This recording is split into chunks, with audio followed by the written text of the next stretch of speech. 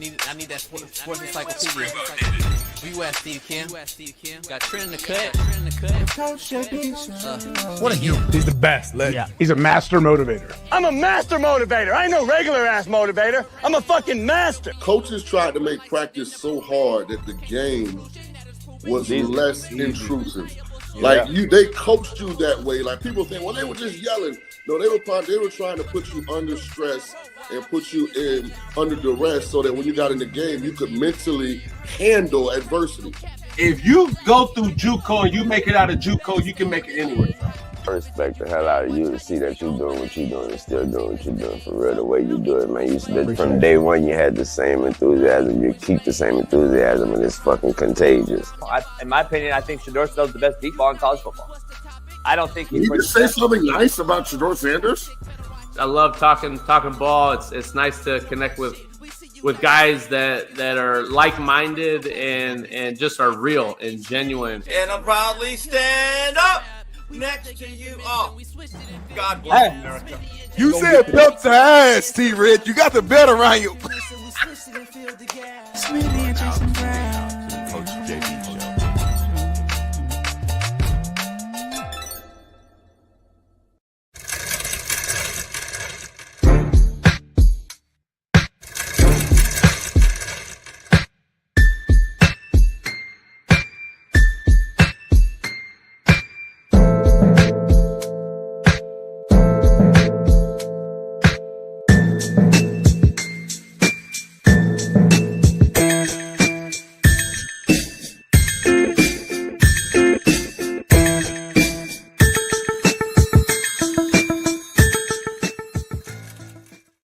What up? Without a doubt. We're in the building, in the house, Free Game Friday, and I'm rocking solo dolo today. Smitty won't be here. He is traveling back home to L.A. from Naptown, where he got to witness the resilience of the Indiana Pacers come back yet again. And there's Darnell right there. Look, bottom line is, just like I told that beat reporter yesterday for OKC, are you worried at all that Rick Carlisle is the only one with a championship, that Siakam's the only one with a championship, and experience matters? And he said, not really. And I said, all right. Well, it mattered. It mattered. And sometimes the bright lights are too bright for a lot of folks. And listen, do I think OKC still wins a series? Probably so. But like I said, the resilience of this Cinderella story of the Indiana Pacers seems like it's real. Like they continue to steal a game on the road, game one on the road. And so far, guess what? They have won every series, stealing game one on the road. So is that going to change? I don't know. But I know the betting odds on BetUS has got cut in half after last night's ball game. Halliburton continues to show everybody that he is the overrated player everyone thought he was. He said, eat a dick up, as he sinks another game winner to take the only lead of the ball game. Let that sink in. That, my friends, is what special hoopers do. The only lead of the whole game, and he hit it at the end to win it. I mean, that's kind of ridiculous. I think the stat line is 1 in 1192 games or something. First time ever. So unbelievable shit for the Indiana Pacers as they go up 1-0 in the NBA championship. And then we have Edmonton up 1-0 playing game 2 tonight against the Florida Panthers. We got legendary radio talk show host, TV personality, Fox Sports, ESPN, you name it. Tony Bruno going to join us here today.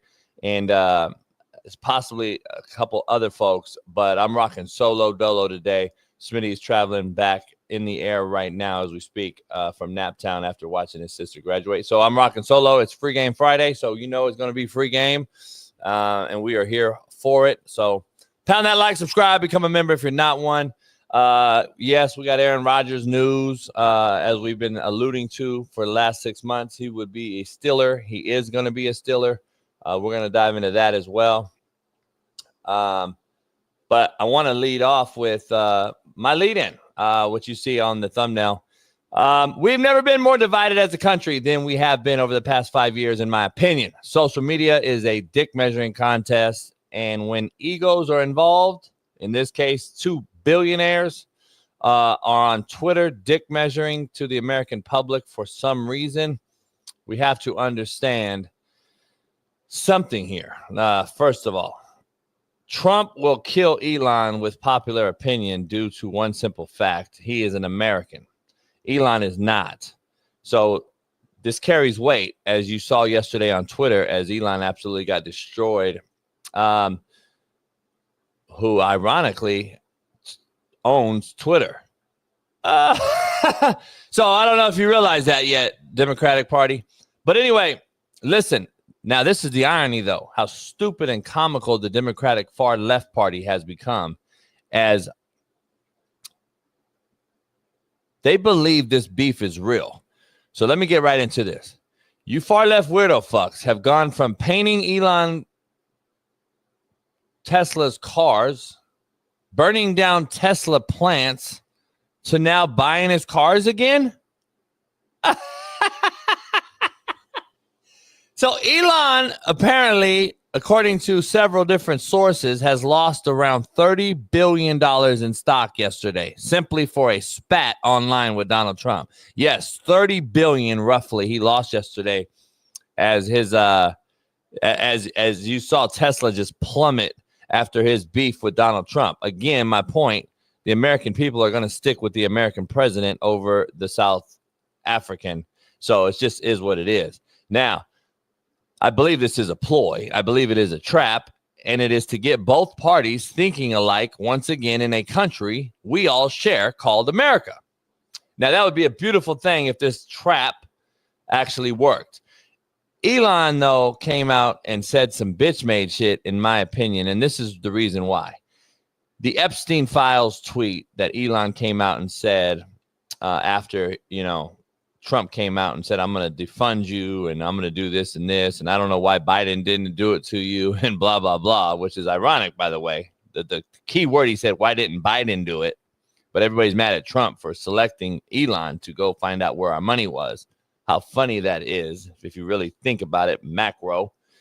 Why Biden didn't get rid of Elon. Anyway,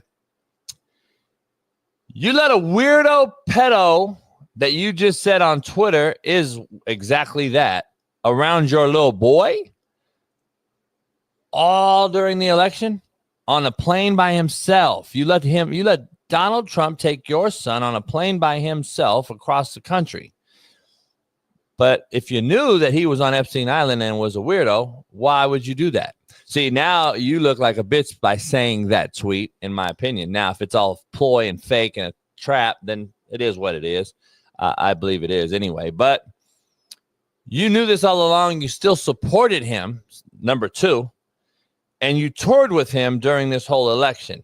You went from Democrat to Republican for a pedo Epstein Island visitor?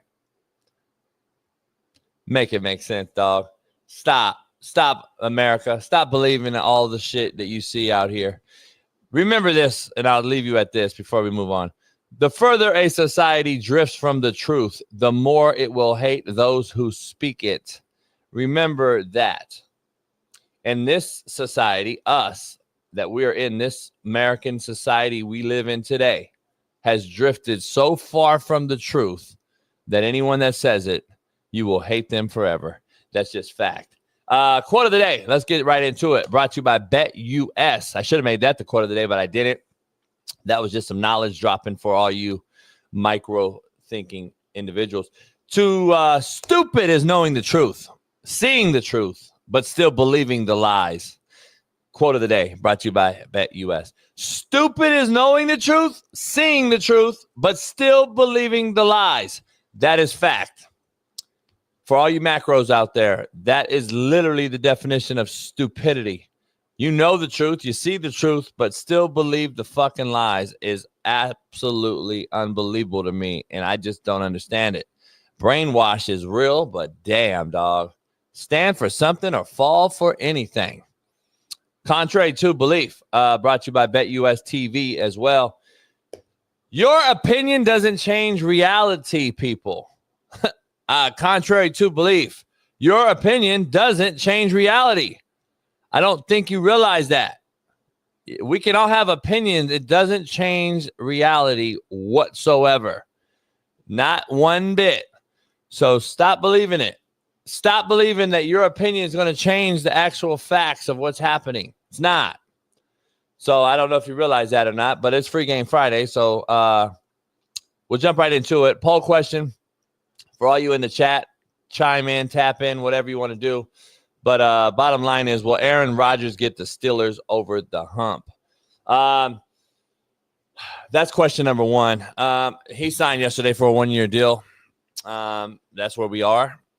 I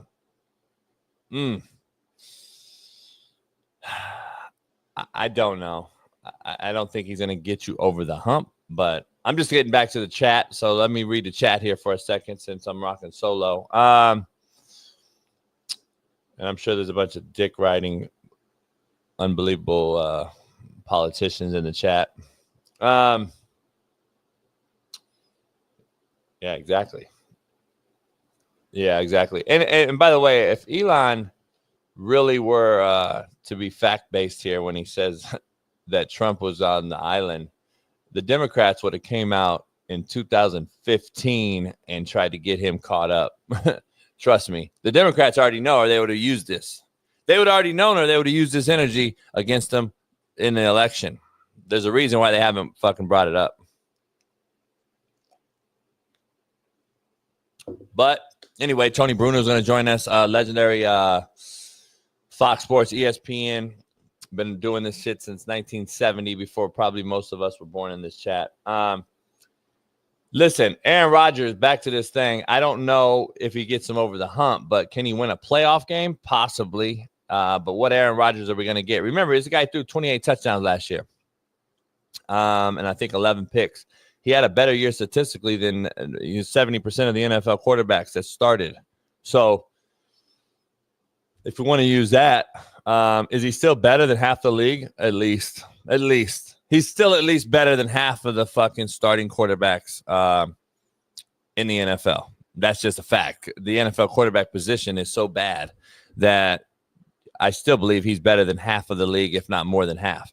So can the Steelers, others, get him over the hump? That's yet to be determined. Can he win in a playoff game?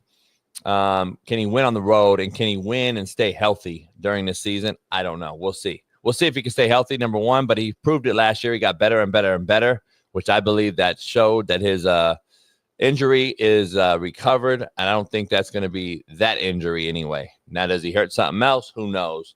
To Brian Case's point, who knows? He could be hurt somewhere else. But to that point, that injury right there, I believe, is done, dead, and buried, and he'll move on from the Achilles. Now, can he stay healthy everywhere else? I don't know. But maybe he'll do some ayahuasca and figure it out. But he's a 1-year deal signing. Him and DK Metcalf throwing that one simple day in the spring here at UCLA proved to be all it took, as he is now had, we thought all along, he had a handshake agreement with Mike Tomlin. That is what he had.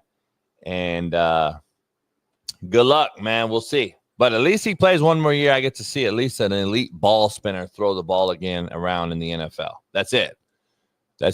So I'm glad that that's real. So anyway, we're here on a Free Game Friday, powered by BetUS. Head on over there today. All your weekend gambling needs at BetUS. The NHL Game 2 tonight, Edmonton, Florida. And then Game 2 tomorrow, OKC, Naptown. Where's Joe Accord at? And his OKC dick swinging ass. Where is he at today? Because Joe Accord, it's a sweep. It's a gentleman's sweep. It's a blah, blah, blah. Where are you at, Joe Accord? See, some of you guys just sometimes, dog, too invested in your hometown. And stop saying we. Stop saying us.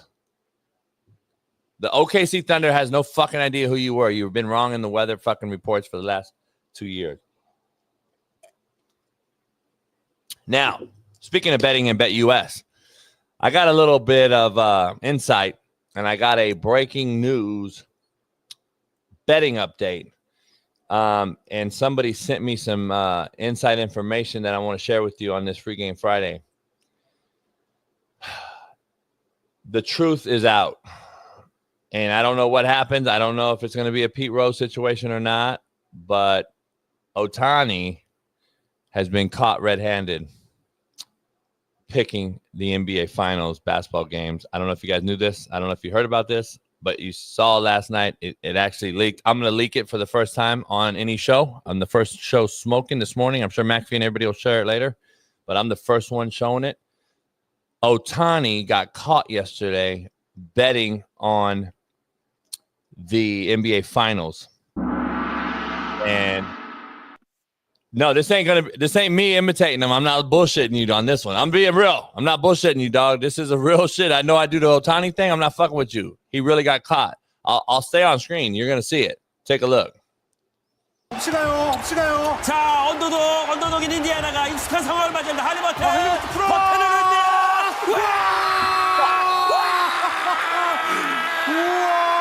할리버튼. 와우. 0.3초. 역전에 달린 인디애나가 이거 아주 아버지죠. NBA 파이널에서도 드라마 쓰나요?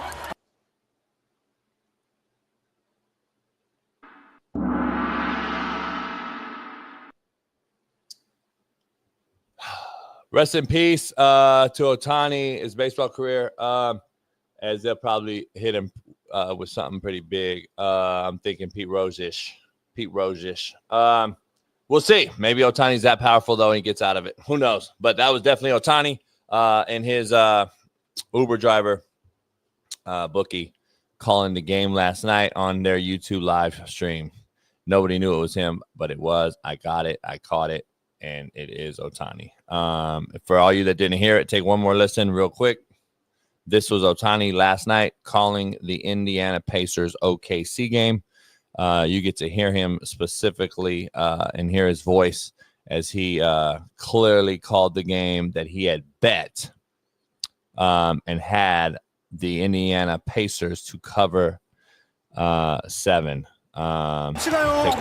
자, 언더독인 인디애나가 익숙한 상황을 맞이한다. 할리버튼 버튼을 흔들어. That is not joy. He's absolutely he lost some money, I think, but we'll find out.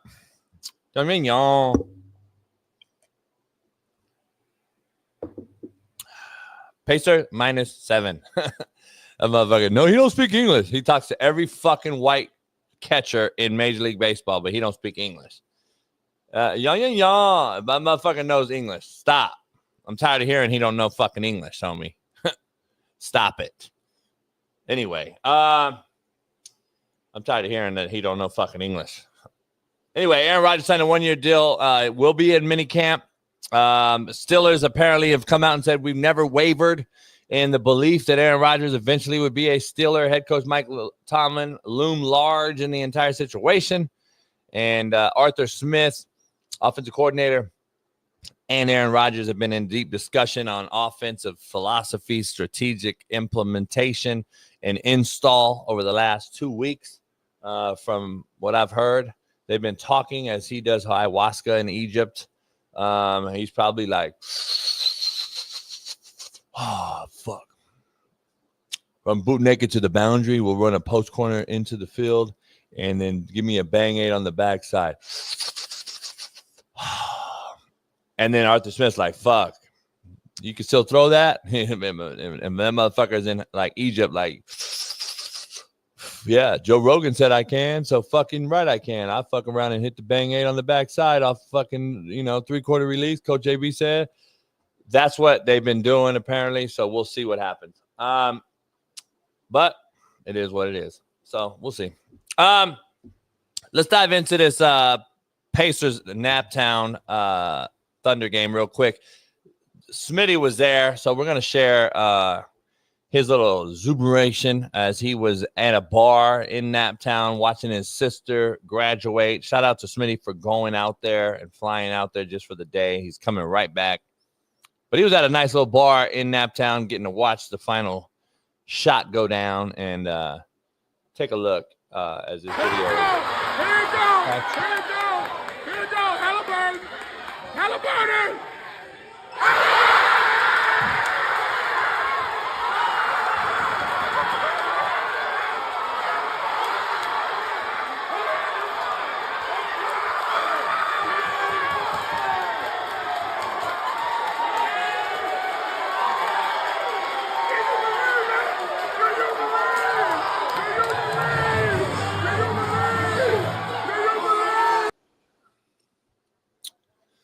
Smitty, man, good for Smitty for being there when his team won. It might be their only victory of the whole deal. They might get swept 4-1 after this, but who knows, man? They may be for real deal. This might be a team of destiny, like I said it was yesterday. Who knows? Looks like Juanzito lost some money on that, but Smitty clearly fits in at that little bar right there. A lot of white folks in that bar. Smitty fits right in. So we'll talk about that tomorrow, Monday, when he returns, but. They must have been like on the nice Upper West Side or something.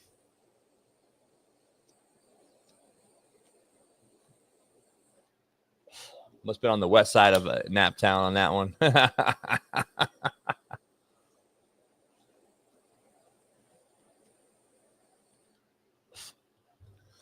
But the Pacers resilient, man. They won. How do I sound salty, Jay Swish? Your girl sounds salty, motherfucker. Let me get my damn cigar lit. Yeah,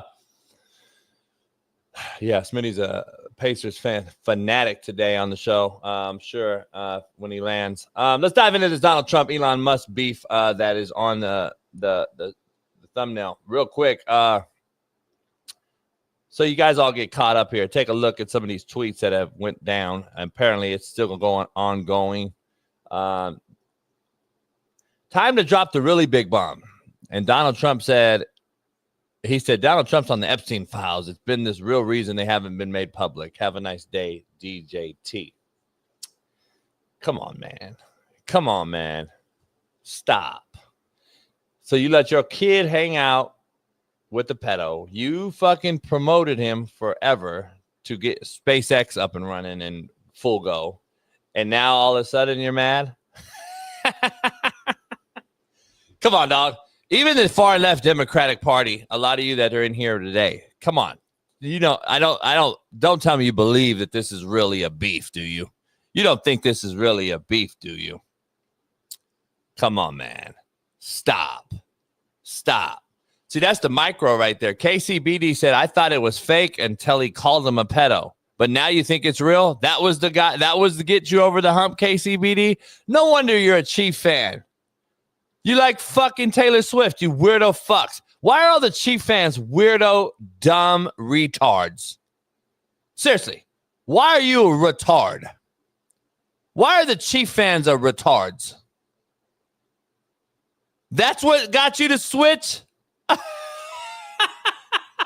Not that is the reason he's fake, you fucking moron.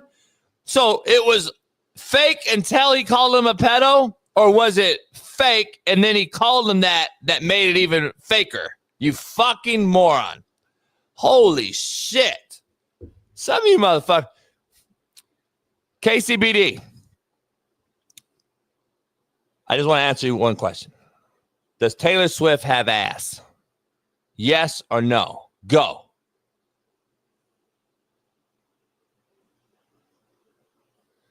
See,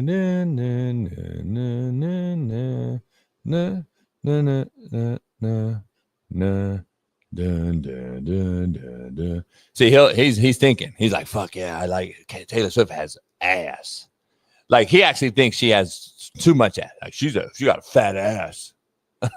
Like that's the fucking delusion in Kansas City, homie. Holy fuck.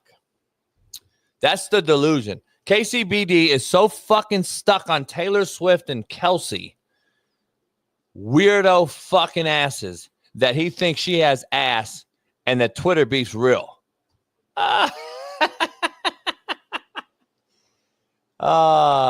Just like you thought that the Chiefs were going to roll through Philly. Fuck. Stop, homie. Miss me. Anyway, let's get into this. Let's dive into. Fuck, I don't want to say this. I got to be careful with the words I use.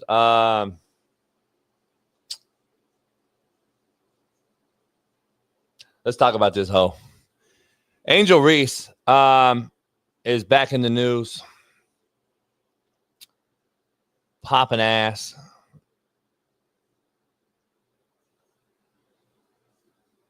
That's what I'm saying. She talking about 200. It don't even look like it. That's what I'm talking. Yeah. Send it to me. Listen.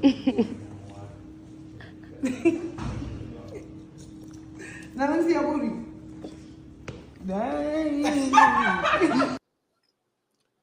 So we already know where her future will be.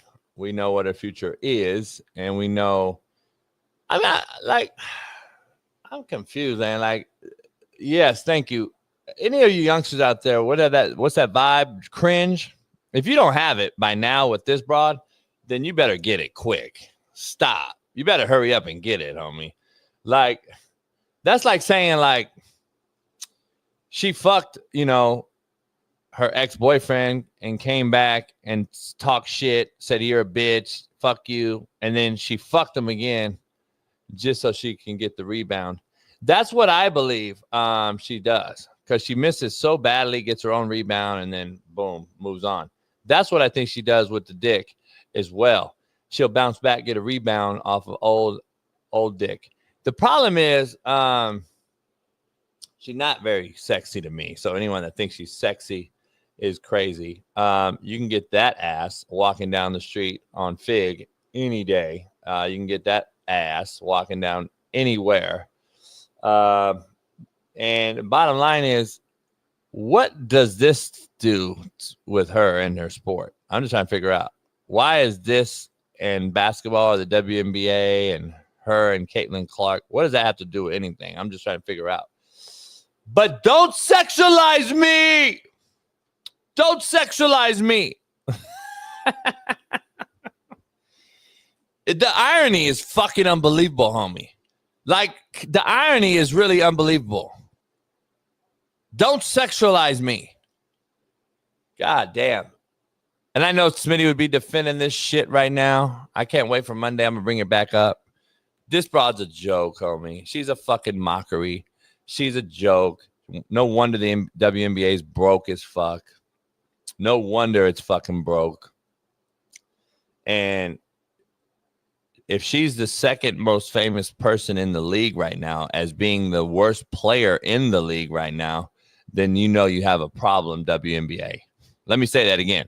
If she's the second most recognizable player in the WNBA, which I believe she is, the second most recognizable, but she's the worst player in the WNBA, then you have a problem, WNBA. Fact. You have a fucking problem if she's the second most recognizable figure you have. And she's only known for shaking that ass. Stop it. Tell me she's not. Tell me that you don't watch her to see the ass that you think she really has. And I don't know what ass you guys grew up around, but that's not ass. Like, that's not really just donkey. That's not just bah. That's not. Stop it. It's not. You guys are sexualizing her. Stop sexualizing her, homie. And then who's the baby red or whatever her name is? You can't have an uglier bitch on camera. She's one of the ugliest bitches I've ever fucking seen. Have you seen that bitch with no makeup on? I saw some shit someone sent me. I didn't even know who she was. What's her name? Baby red? She's fucking atrocious too. And guess what? Good job, high school administrators and teachers, for letting that broad come into your school and perform. Makes sense during Kamala election process. Remember that? Remember they let her into high school to perform? Baby Red is coming. The bitch wouldn't perform because she didn't get paid. Like Kamala didn't pay anybody anyway, even Cardi B's. I'm fucking with Stephon Diggs. The offseason. Go Kamala. That was fucking Cardi B's fucking take on the Kamala Harris tour. I ain't fuck with Stephon Diggs and Offset and all the other rappers and go Kamala. You can't be more retarded than Cardi B, homie. Real shit. Like, she might be the dumbest bitch I've ever heard speak, period. Then you got this dumb bitch right here who's the ugly as fuck, by the way. Take that wig off and the glasses, and you got a little boy. I mean, that's a little boy. She has no body, no titties, no ass. She's a little boy. And then you have Angel Reese teamed up with this, and you wonder why the Democratic Party got destroyed in the election. Holy shit, homie. Again, let me reiterate. Okay, real quickly, for all you out there. Stupid is knowing the truth, seeing the truth, but still believing the lies. That is what the fucking stupid is. So all you stupid fucks who know the truth, see the truth, and still believe the lies should go fucking out back and take yourself out. Period. That's what you fucks should do. Holy fuck. And no, your opinion doesn't change reality. Your opinion does not change reality. And the reality in this case is, this is a little boy, take the wig and the glasses off. This is a rebound extraordinaire off her own putback. She's fucking atrocious in her sport that she makes $70,000 a year in. And she wants NBA players to pay her salary. Make it make sense. When she's not the face of the league, she's only the ass of the league. She's the ass of the league, and she's ass in the league. She's the ass of the league, and she's ass in the league. Make it make sense, homie. Holy fuck. And a lot of you motherfuckers that love her to death. But then will say, don't sexualize me. Make it make sense, homie. Holy fuck. Baby Red, whatever your fucking name is, homie. I mean, goddamn. I mean, unbelievable. What is this show right here? What does it have to do? What does this have to do with anything? This is Angel Reese's show? Is that what it is, baby? Okay. Is it OnlyFans scene? Is it like an OnlyFans setting? I'm trying to figure out, is this just like a backdrop of Pornhub? What is her show about?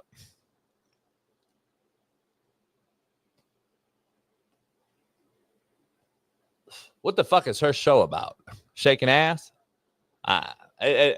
Anyway, man, you wonder why the WNBA is fucking horrific. Even with the ass that you think she has, people, even with the ass you think she has, let's say all you guys think she's fine as fuck and she's got ass. The viewership is plummeting without the boy-looking Caitlin Clark, who's not playing. Have you figured out that the boy on the left, Caitlin Clark, is not playing and the bitch with the ass is, and the league is still fucking dropping 70% viewership? Have you guys figured that out, homie?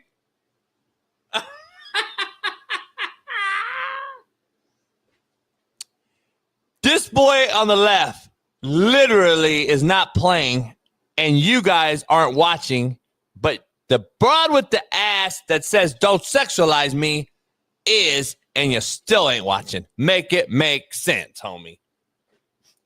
Stupid is what? Knowing the truth, seeing the truth, and still believing the lie. God damn, homie. Whew, shit. See, I don't want a bitch that is only looks good with makeup on, homie. Because you have to go to sleep with her and wake up with her every day. If she's unbearable to look at when she has no makeup on, it's called a dude. That's called a dude. Did you not know that? If I got to roll over and look, bitch, get makeup on immediately, then we got a problem. Oh, shit, baby. Go get fucking makeup on right now. It's 6 a.m.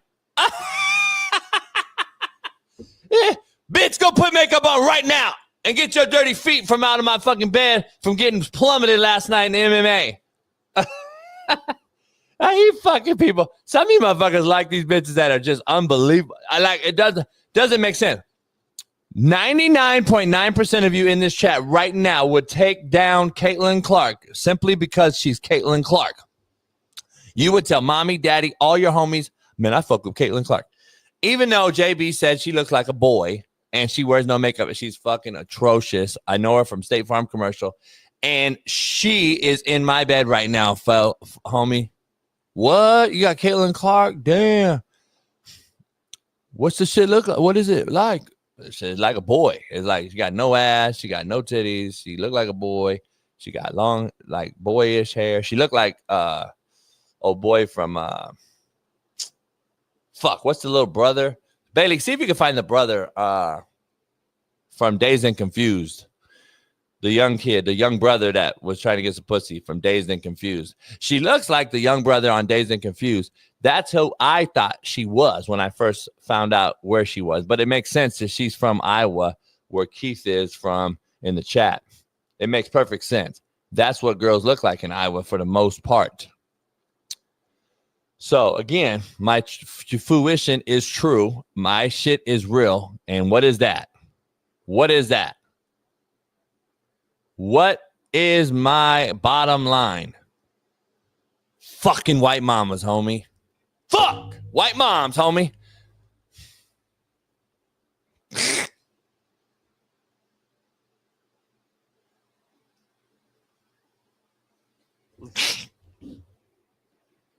That's crazy. Show that again.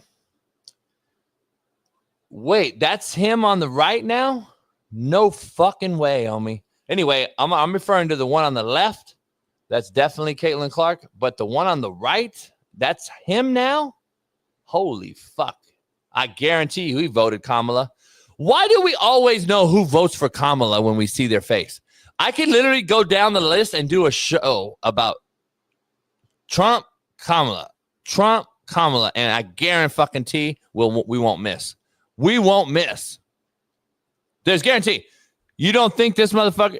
We know he's not a Trumper. We know he's not a Trumper. I'm pretty sure he's got pink, purple hair or some shit. Holy fuck. Is that really that dude? God damn. That's a fucking atrocity, homie. Holy fuck. Great movie that he is. Did he change over to what we call made up human, Bailey? Do you know? No fucking way, homie. That's that kid. God damn. Fucking Bailey would find something that gives me a nightmare tonight because I haven't seen that kid. I thought I had a good last thing I saw him on was that movie. And I have a good, vision of him when I go to sleep at night. Now I think, oh fuck, Kamala, Cardi B, Baby Red, Angel Reese, and now Caitlin Clark. Fuck. Anyway. Let's dive into some topics, man. It's Sports Free Game Friday. This is what I want to get into since we're talking Caitlin Clark and Angel Reese, Don't Sexualize Me, and little boys. There's a current investigation being launched into the Seattle Storm coaching staff by the WNBA and league security. And the league is reviewing a complaint from a former Seattle Storm player who alleges an assistant coach directly used profanity towards them. No, I'm not. All the audio listeners, I'm not shitting you. I'm not fucking with you either. I'm not playing. I'm not playing with you. This is a real story. This is a real story. The Seattle Storm had a coach use profanity at a player. So the player now is allegedly having security look into it. Can we just cut through the bullshit and get to the bottom line here? Show Angel Reese again, shaking the ass, Bailey, real quick while we do this. Pop the ass, mama, hoochie, hoochie, baby mama, mama. baby mama. Hey, I want to be a baby mama. So this is cool. But don't yell at the players.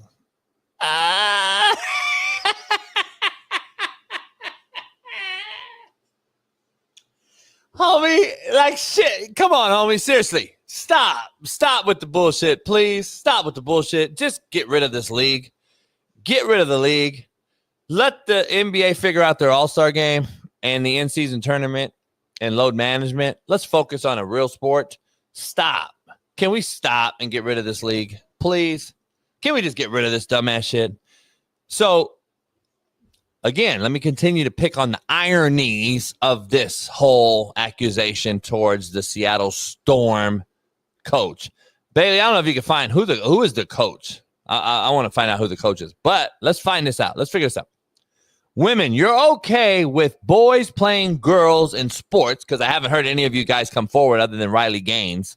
So apparently you're okay with boys playing y'all in sports, but can't get yelled at in a professional environment making money. Got it. Okay, let me continue the irony. You're okay with boys cutting their dicks off, because I haven't seen any of you come out and forward and say you're not. But you can't take a little bit of an ass ripping by a coach in a professional environment making money. Got it. Let me give you another irony real quick. This is number 4 or 3. But y'all want to play football?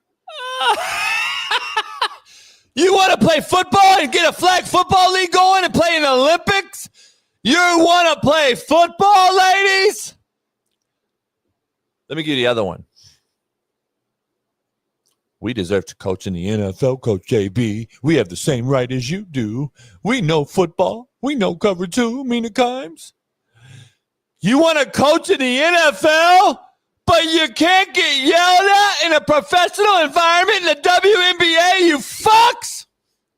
Holy shit, man. Stop the bullshit. Just stop. Stop with the bullshit. Just fucking end it. Get rid of this fucking league played by a bunch of fucking nobodies who shake ass, pop ass, and that's all they're known for. The other one looks like a fucking boy. The other one looks like a fucking porn star. And just keep it funky, homie. That is what it is. Now you can't fucking yell at them? You know what does better ratings than WNBA? Lingerie football. Lingerie football. When the bitches got the ass out and the titties out and they're playing football. Lingerie league. Bailey, if you can find that. That is what has better viewership than the WNBA. Fact. It is what it is. Because don't sexualize me. Here's some context to Hold on, this baby. situation. I don't have the voice, volume. What'd you say? Here's some context to the situation I think you'll appreciate. So this latest complaint filed against the Seattle Storm is the second in as many as 7 months, going back to last year.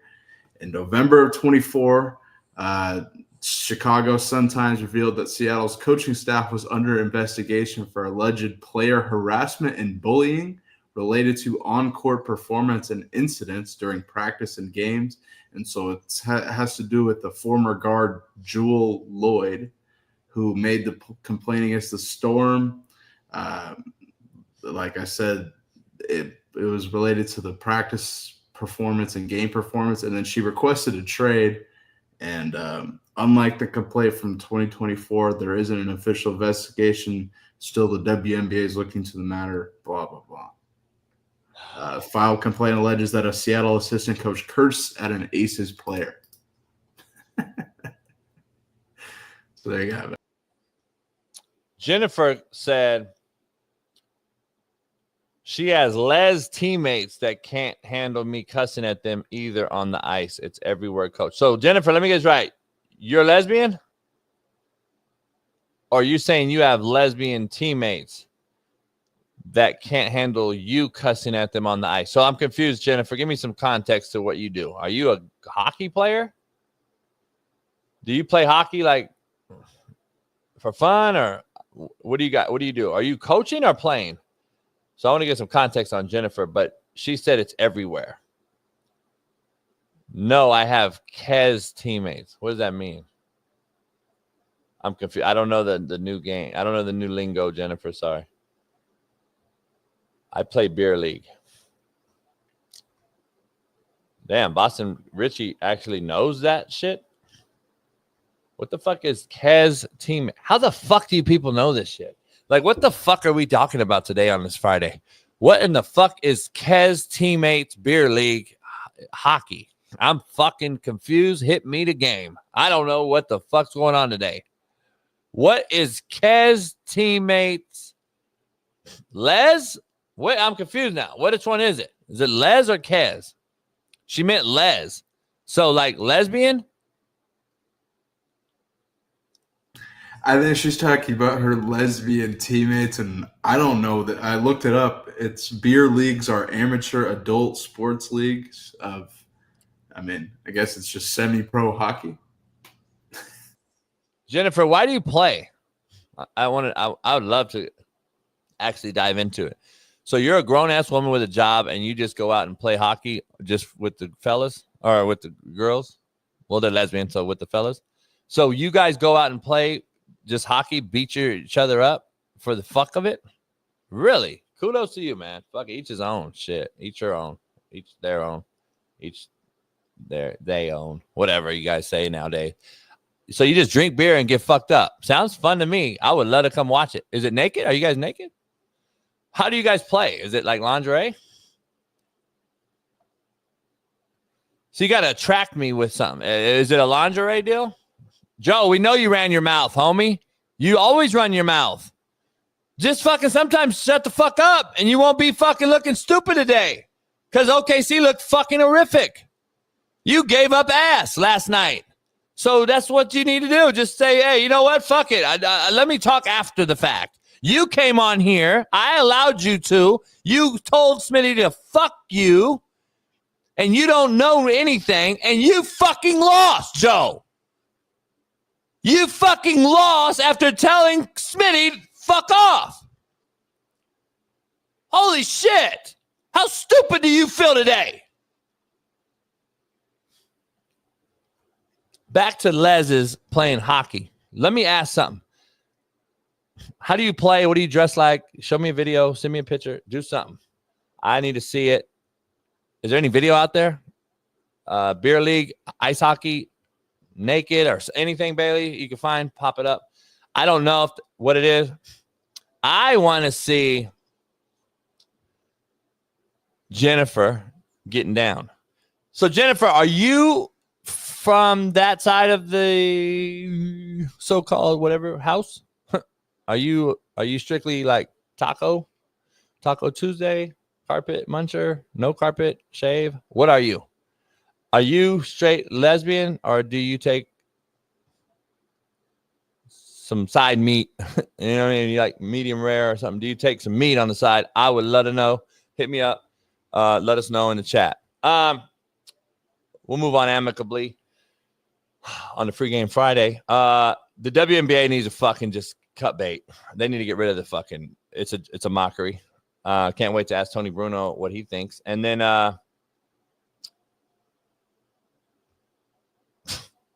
But they want to play football. Take a look at this. Start selling pussy. I'll be looking at the way she dressed. She don't want to play basketball. She want a hoe. She got that hoe spirit. And she a basketball player. Don't know about this. Don't no woman play basketball. Them bulldog. don't no real woman shoot no hoop. They learn home economics. All the lesbian bulldog be play. Yeah, so she been sell some to get your own advantage. He Charleston White saying that. He been real. He said that shit. She don't want to play basketball, homie. Let's just be real. She don't want to play basketball. Be honest. She does not want to play basketball. Keep it funky. She don't want to play no goddamn hoop. If she just says and comes out and says, you know what, I'm doing OnlyFans, like the big 6'8" behemoth that quit the WNBA. What was her name? Fuck, the broad from South Carolina. What's her name? That fucking huge broad. Yeah, she stopped. She made more in her first week on OnlyFans than she did in the entire year in the WNBA last year. And she ain't going back to WNBA. At least she had the nuts. Liz Cambridge. Yeah, Liz Cambridge or Cambridge, whatever her name is. At least she stood on business and said, I know what the fuck my money's at. I ain't fuck. Because she's an anomaly, right? 6'8". We got a picture of that broad, Smitty or Bailey. Find out, because Smitty has it, I'm guaranteed, on his phone.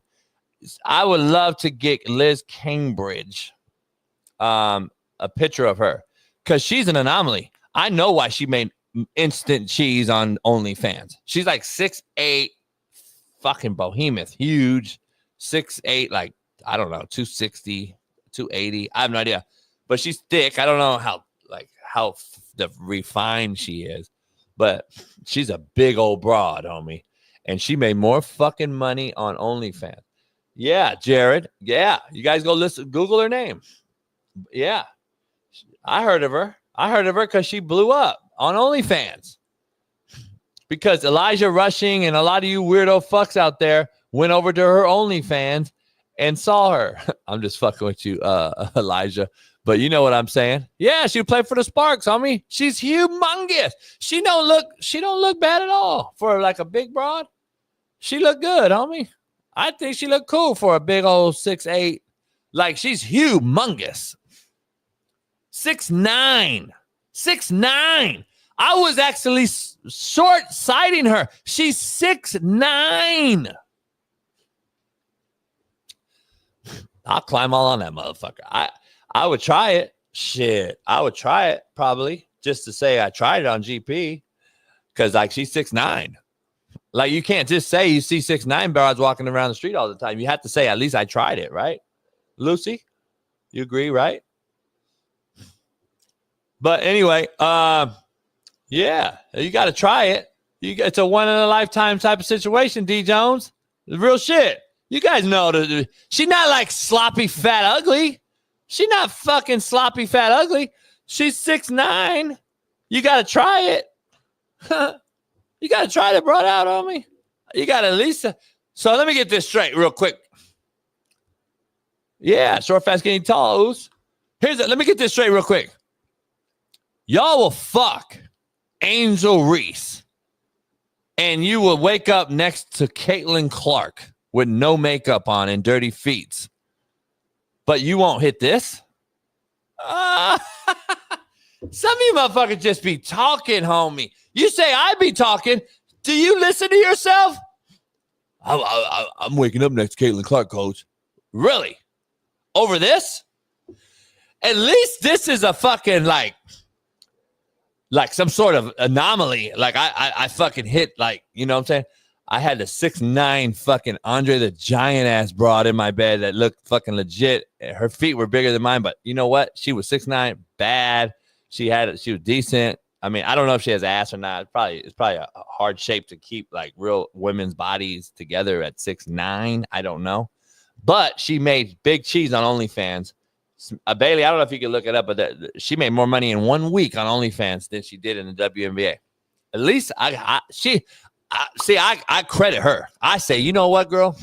You fucking stood on business. You got out of that shit ass league and you understood your calling. Hoops wasn't it.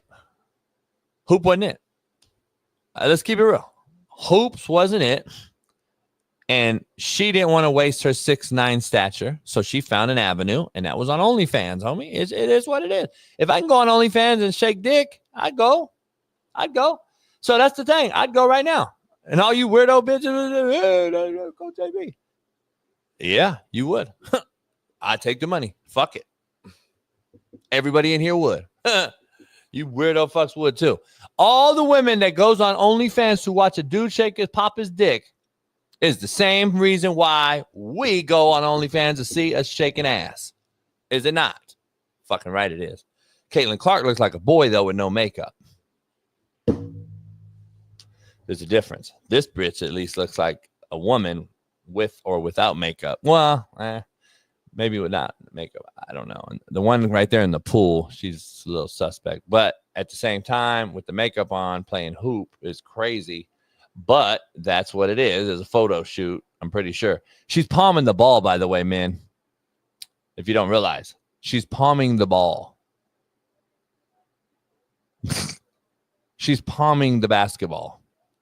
And then her hand, so eloquently on her wrist. The bitch palming the basketball like this.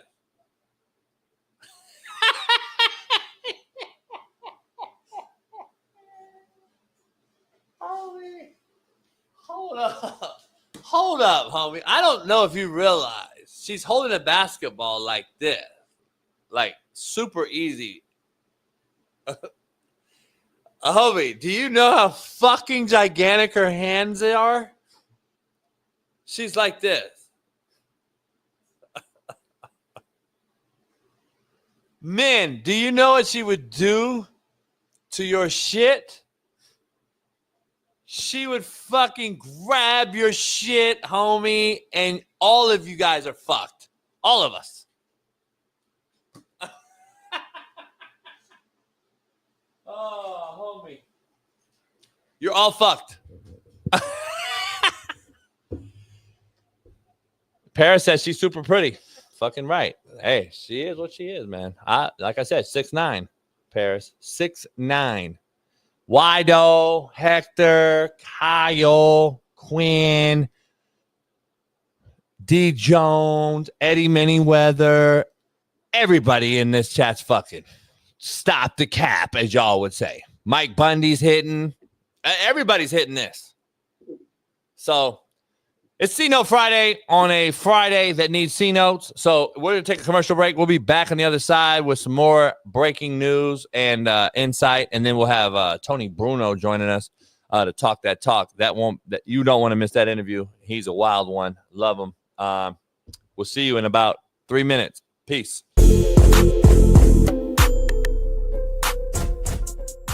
Hey, well, fuck it. I'll go home tonight. I'll drink my yak and smoke my stick, and I'll get it back cracking. Nassib's game-worn jersey is now being displayed at the Smithsonian's National Museum of American History. This has been big news online. Steve, what are you laughing at? What's your reaction? What's your take to this? Can I first go, Steve? Oh, please do, please. Look, you're on Whitlock later, and there's no cussing and stuff. So you get to cuss out in this show. You get to be real. You got Miami fans watching. You got 1,500 people. Here's the thing, Steve. So let me be clear here on my take, real fast. We can now suck a dick and get put into the fucking Wall of Fame. Are you kidding me, Smitty? Where you go? You're shitting me. I can be put in the Smithsonian for sucking a dick. You've got to be shitting me. He doubled down, Steve. This is unbelievable. He doubled down, Steve. And you're telling me that Donald Trump, please take over this and defund California from letting boys play girls. Please do it. I'm here and I'm all for it. And please stop this, Donald Trump. Steve, go ahead. To paraphrase Coach Jason Brown, that's yay. That's yay. Literally. Yay. Hey, may, they, hey. That's yay. Hey. Good. That's Kanye. Yeah. I'm seriously confused, Smitty. Like, so this is what gets you in? To that museum. Does he wear knee pads? Did he wear knee pads as a D-end? Maybe he did. Maybe he wore the skateboarding ones you pull underneath your pants. You know, the light ones that you can bend, you pull them up because they're like flexible. I did. I wore them, but I didn't get on my knees. But I'm saying, you know what I mean? It's funny, man. This is unbelievable. This is what we do. So let me ask something. So then Jeff Fisher, Steve, anyone historians out here, Jeff Fisher should be in here for fucking signing Michael Sam. No? Missouri defensive end Michael Sam was player of the year. Openly first. Yeah, player of the year. See, I don't agree with this. This is wrong. This is not the first No, openly gay. on a serious note, though, if they're going to do this, it should be Michael Sam. Pride Month. So congratulations. I wanted to wish you a happy Gay Pride Month. I don't no disrespect to them at all, but that had nothing to do with me. I don't know why you telling me congratulations. Oh, rewind this? Let me rewind this. I'm trying to figure out what is this. Football is gay? That's something you would say. Football is lesbian. Football is transgender. You've actually said that before on the show.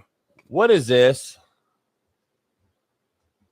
Come on, NFL. Fuck, homie. I thought we were over with this. God damn. I thought this shit was over, homie. LGBTQ plus youth with at least one. What did it say? Go back. With at least one. Oh my God. This is their promo, homie. Oh, this is very old, by the way. This game heads up. This ain't something new. This is very old. So when you say it was over, this is old. Well, you know what's not old? The Chargers, the Bills, and a bunch of other teams posting this on their websites. Okay, this was not old, by the way. This is 1 day old. So now what? And what's your answer to this now? I'm just letting you know that was old. I'm not like I'm telling you though, it's not old because it's still going. Informing you that particular ad was old. That's all I'm saying. That particular ad is why they do this though. Argument, homie. See, that's what Macro does. That particular ad is why the NFL is doing this now, today, as of yesterday. Mm-hmm. So this is the Chargers, the Bills, the fucking your Colts. Yeah. What other teams have done the Rams. It's unbelievable what a joke. I haven't seen the Rams do it. They did. But it's unbelievable. The gender unicorn from Trans Student Educational Resource, TSER. Gender pronouns, TSER. The Coming Out Handbook. The Trevor Project. 2024 National Survey on the Mental Health of LGBTQ. Oh, fuck, homie. You make like a bigger deal out of it than what it really is. Because like it's really having no impact on the game. Smitty, you had a real strong take earlier. It's like if you understand business, and we can disagree on that side of it, which is fine, but they're just trying to extend their market. They're trying to make it all inclusive to where the mom can watch.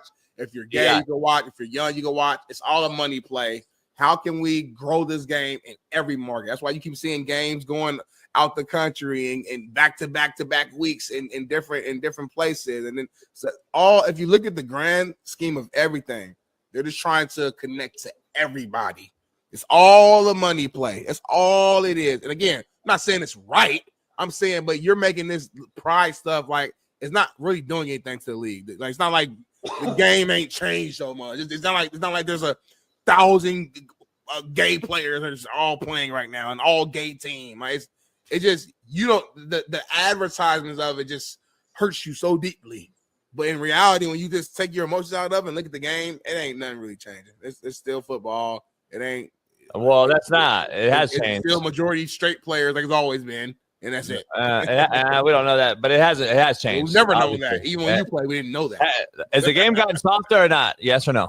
Excuse me? Has the game gotten softer? Yes or no? By rules, yes. By rules. Okay.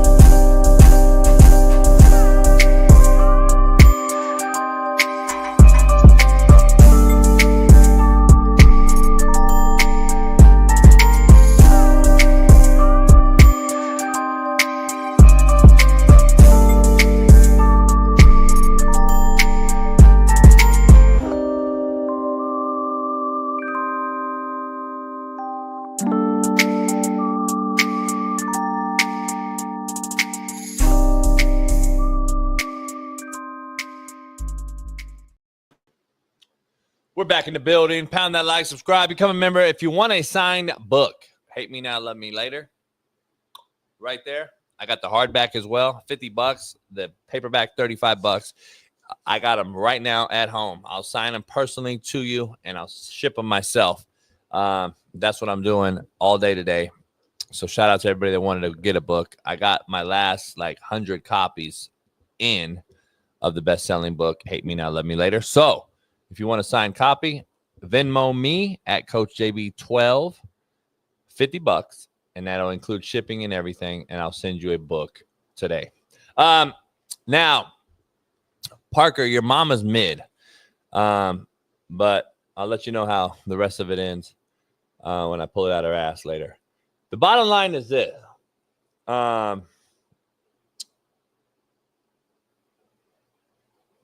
We're in a sexual society. Don't sexualize me.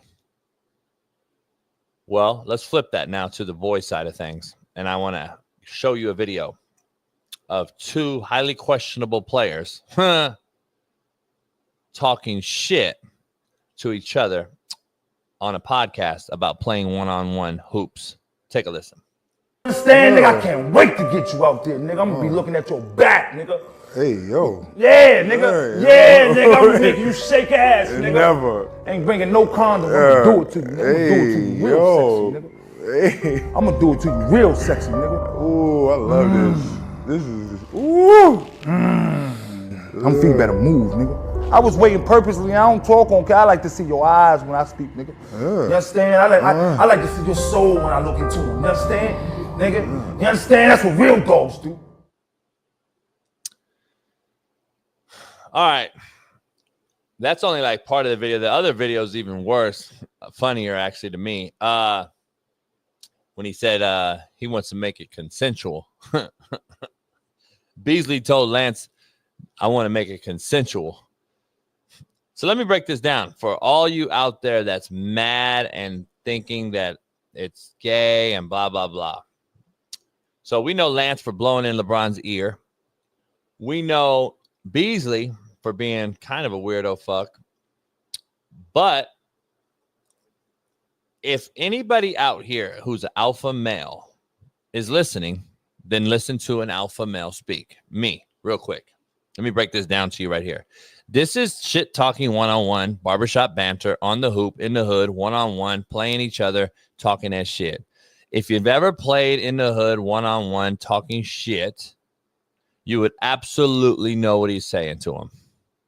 Basically, Beasley, I believe, who knows anymore nowadays? It's kind of a slippery slope for me to saying what I want to say because I know how we grew up. When we would say this type of shit, we all knew what we meant. Nowadays, we don't really fucking know how these motherfuckers show up to the arenas in fucking capri pants and skirts and dresses. We don't know anymore what these motherfuckers are. But let me tell you, we've all talked shit in some sort of manner to degrade our opponent, just like this right here. Because Rio, y'all are soft, homie. You're too young and worried about saying pause because you're worried about getting your ass ran through in the hood. See, we weren't. We weren't. We fucked pussy. We knew what we were. You have no fucking idea what you are. That's why you think this is gay, what he's telling him. No, it's not. It's actually a motherfucker who's confident in his sexuality and knows that he's an alpha male dog talking shit to a beta telling him he's a bitch. That's what he's doing. But see, none of y'all played hoop in the hood. None of you know what the fuck he's saying. So y'all think he's automatically gay off this little short clip. And now you're all saying it's blah, blah, blah. Rio, shut up. You know you got ran through, homie. So that's why you think it's gay. Because y'all love seeing fucking no homo, pause. Motherfucker, we didn't say that shit. We're going to run up in your shit, bitch. I'm going to look at you while I fuck you over on the court, homie. That's what it is. That's all this was. So that's why I wanted to show this, because all you pussies out here need to understand how real men talk to each other on the court, in the hoop court, in the fucking barbershop, or in the hood. Period. That's what it is. This is just shit talking one-on-one, homie. So anyone out there that doesn't understand. Now, is this motherfucker gay? Maybe. I don't know.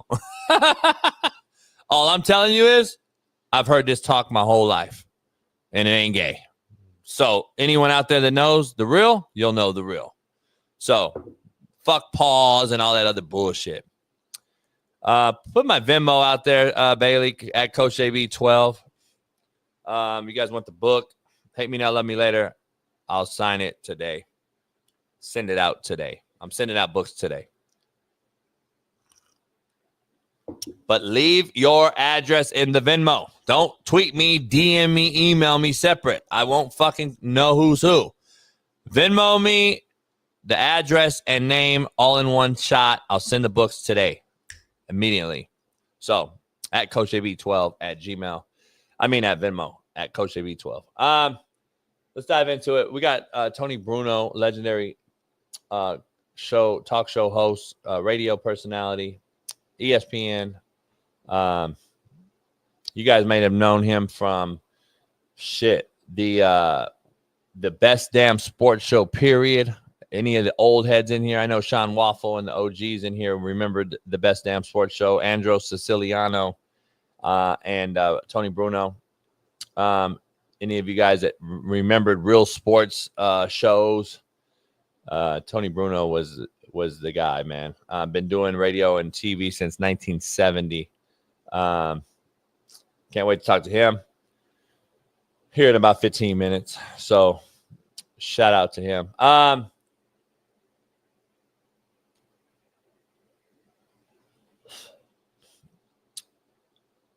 Before he gets on, though, let's dive into some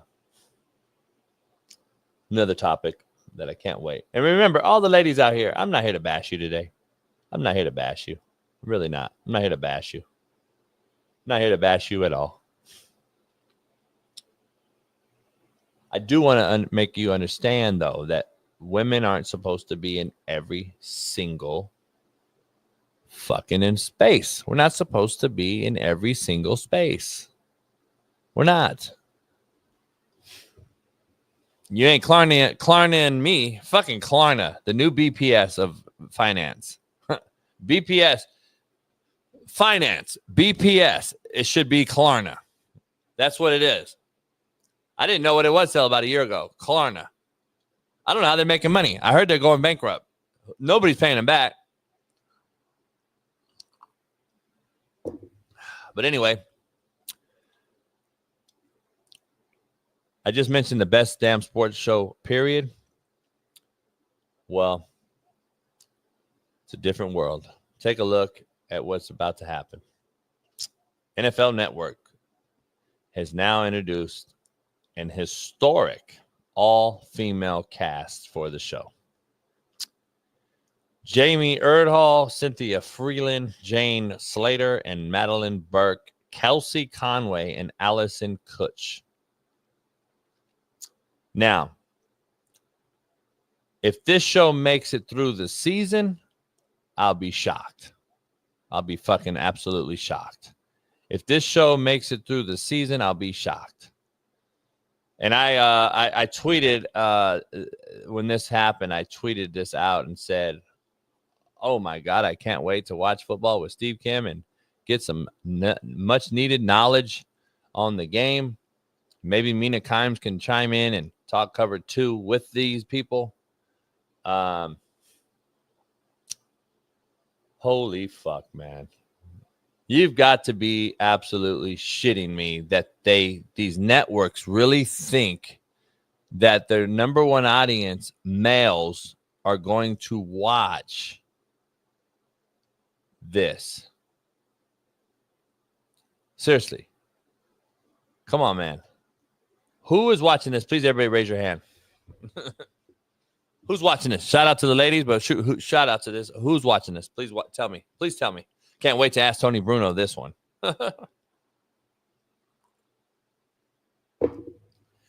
The males that watch this show are all beaten off and stroking one out because of it's 4 females talking football. That's the only guys watching this.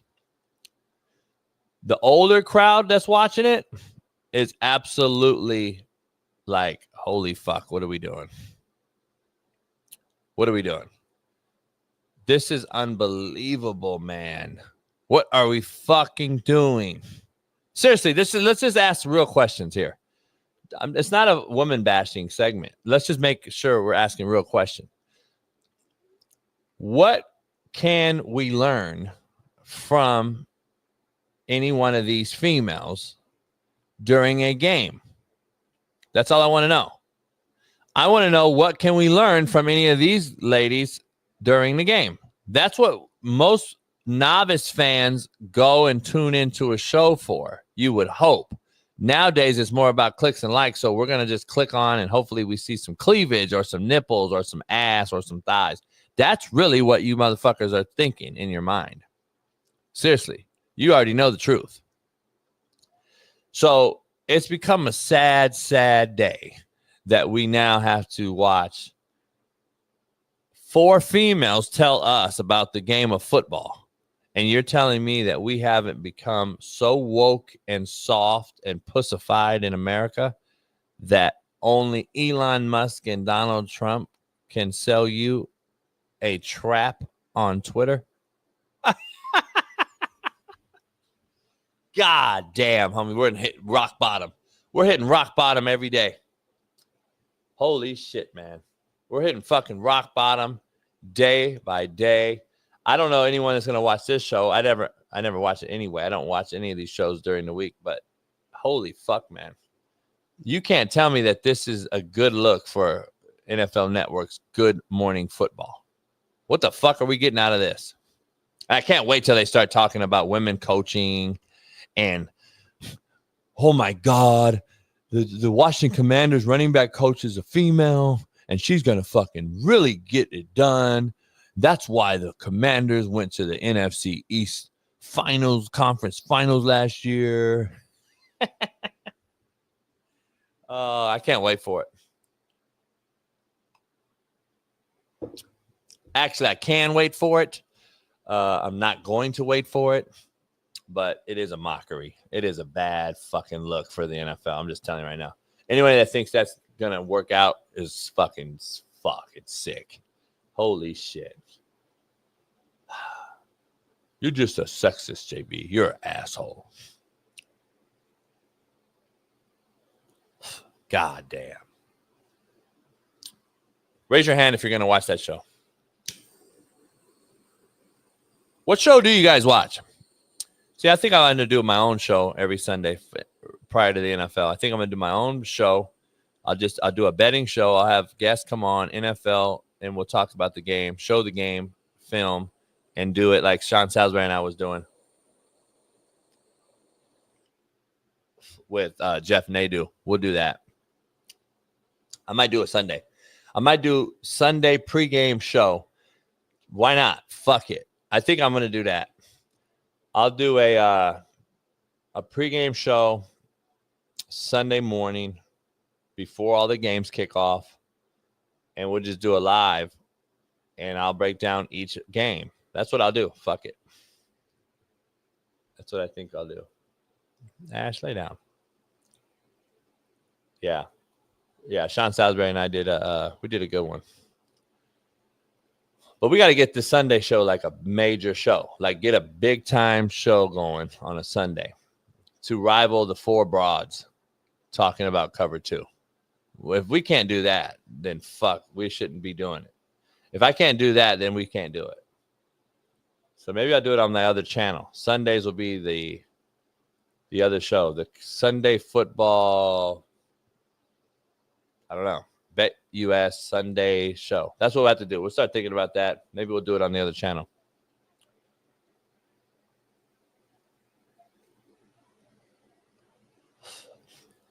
Billy Joel attempted to kill himself twice in the news, apparently, after he had an affair with multiple friends' wives. I don't know if you guys saw that. You guys should. You should. He should. But we're going to he's probably getting ready and set up, Bailey. But we got a legend joining the show here, man, in a minute. Can't wait to have him on. Can't thank him enough for hopping on. Been doing this thing for a long, long time, man. So we'll let him get set up. Bailey, let me know. I think he's focusing this stuff up.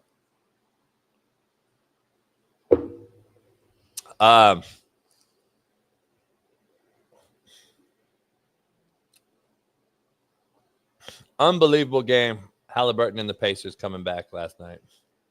Still can't believe it. That's just what they did. So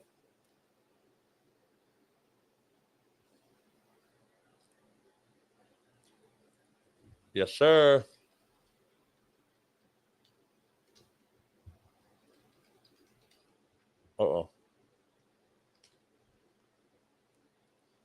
Tony Bruno is going to join us. All you guys may know him from been doing this thing a long, long time, since most of you in the chat were little kids or not even born yet. It was ESPN Radio, Fox Sports Radio, Premier, Sporting News Radio. He's done it all, short, fat, skinny, and tall. Moved out here, launched Fox Sports Radio Network. And then obviously a lot of you know him with Angelo Siciliano on the Best Damn Sports Show, period. Doing a lot of things, moving out here west, out here to California, where I'm actually from. And been a unbelievable experience getting to watch him growing up. So let's introduce our main man. Welcome in to the show, Tony Bruno, joining the show. Tony, what's up, man?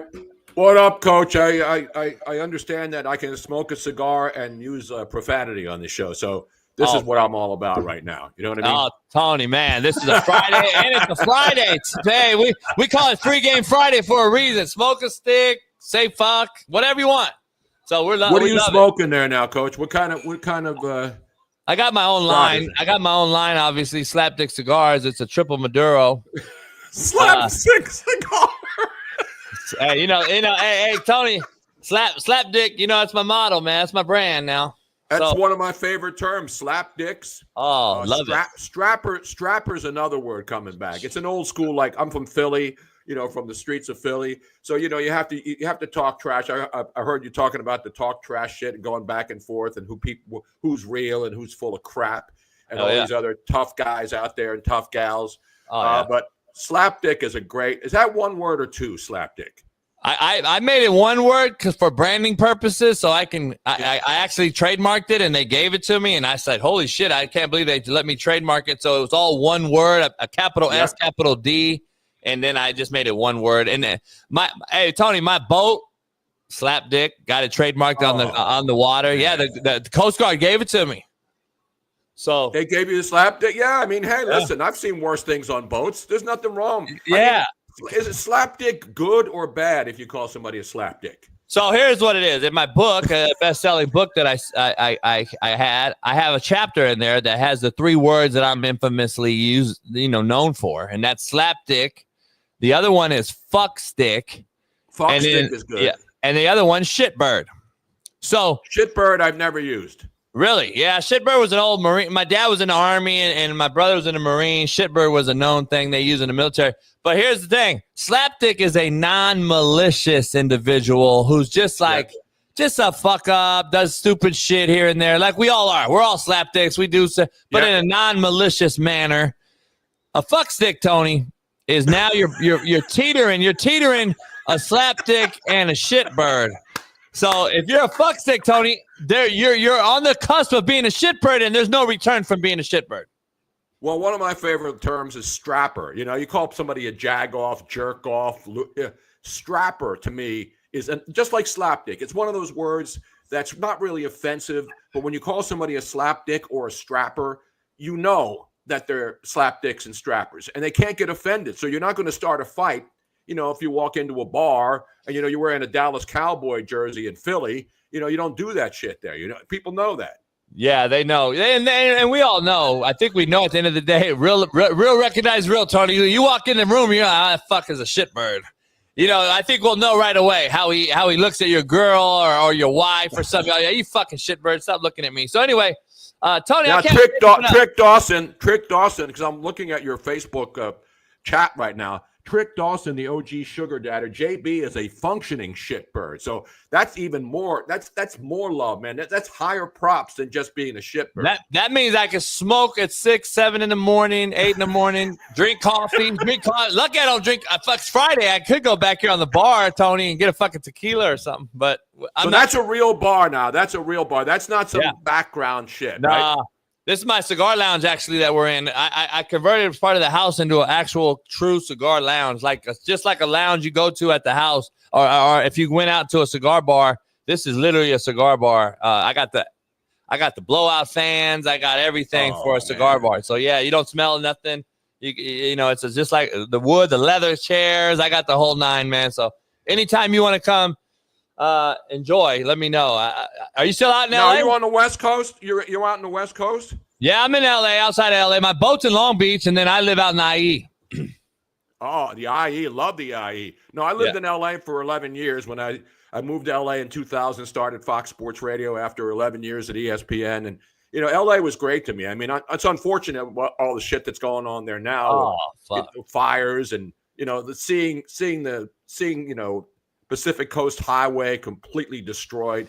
I mean, I lived in Venice Beach. So I used to take my bike out every day in the wintertime, summertime, no matter what. Get up in the morning, take a nice long ride by. You know, when you live in Venice, you just get on the boardwalk there, which is a concrete path, and then you just cruise along and check out all the people. But it was a lot. It was a lot of love. I mean, I'm in Cape Coral, Florida now. I'm building my final home. But I love living in Venice, man. It was great. The West Coast was good to me. You know, I got to do Madden video games. I didn't go out there to be a star. I went out there to start a network. And then, as you mentioned earlier, you know, work with the great Andrew Siciliano. And then I did Madden 05, 06, and 07. They called me. The one thing about being in LA, and you know this, Coach, you know, when you're on over-the-air radio, which a lot of people don't listen to anymore because of what's happened to our great industry, you know, producers in LA are lazy. You know, they get up in the morning after a night of coke and, you know, banging hookers and, you know, sniffing off the glass, you know, coffee tables in their apartments up there, you know, in Hollywood Hills. You know what I mean? And they're up there doing their thing, and they wake up in the morning and they say, I got this new thing. I got to find somebody to do it. You know, most of the great game show hosts and talk show hosts were doing radio in Los Angeles in the morning and were discovered by producers who would wake up in a high and then say, I got this dating game. I got to find somebody. And they would call Bob Eubanks. You know, all the legendary talk show hosts who became game show hosts were DJs in LA. A lot of people don't know that. No doubt. They were. And I remember you here, man, for all those years. And I was like, man, what has happened to the sports world? A radio talk show host and et cetera. And I've had some guys on, you know, recently, and I'm just like, we all said the same thing. I'm like, man, what has happened? NFL Network just posted that they're going historic and having the first all-female football show. And I'm just like, the irony of that, or the hypocritical statement that it says all-female talking football. I'm not against females talking football, but what are we tuning in to learn from this? Because I don't think any of these guys put pads on, or gals put pads on and played. So I'm just like, fuck, I got to listen to Mina Kimes talk cover 2 now with Mel Kiper all over again. I can't do it. I can't do it. Now, listen, Coach, I don't have a problem with women in sports. I'll say this about women in sports.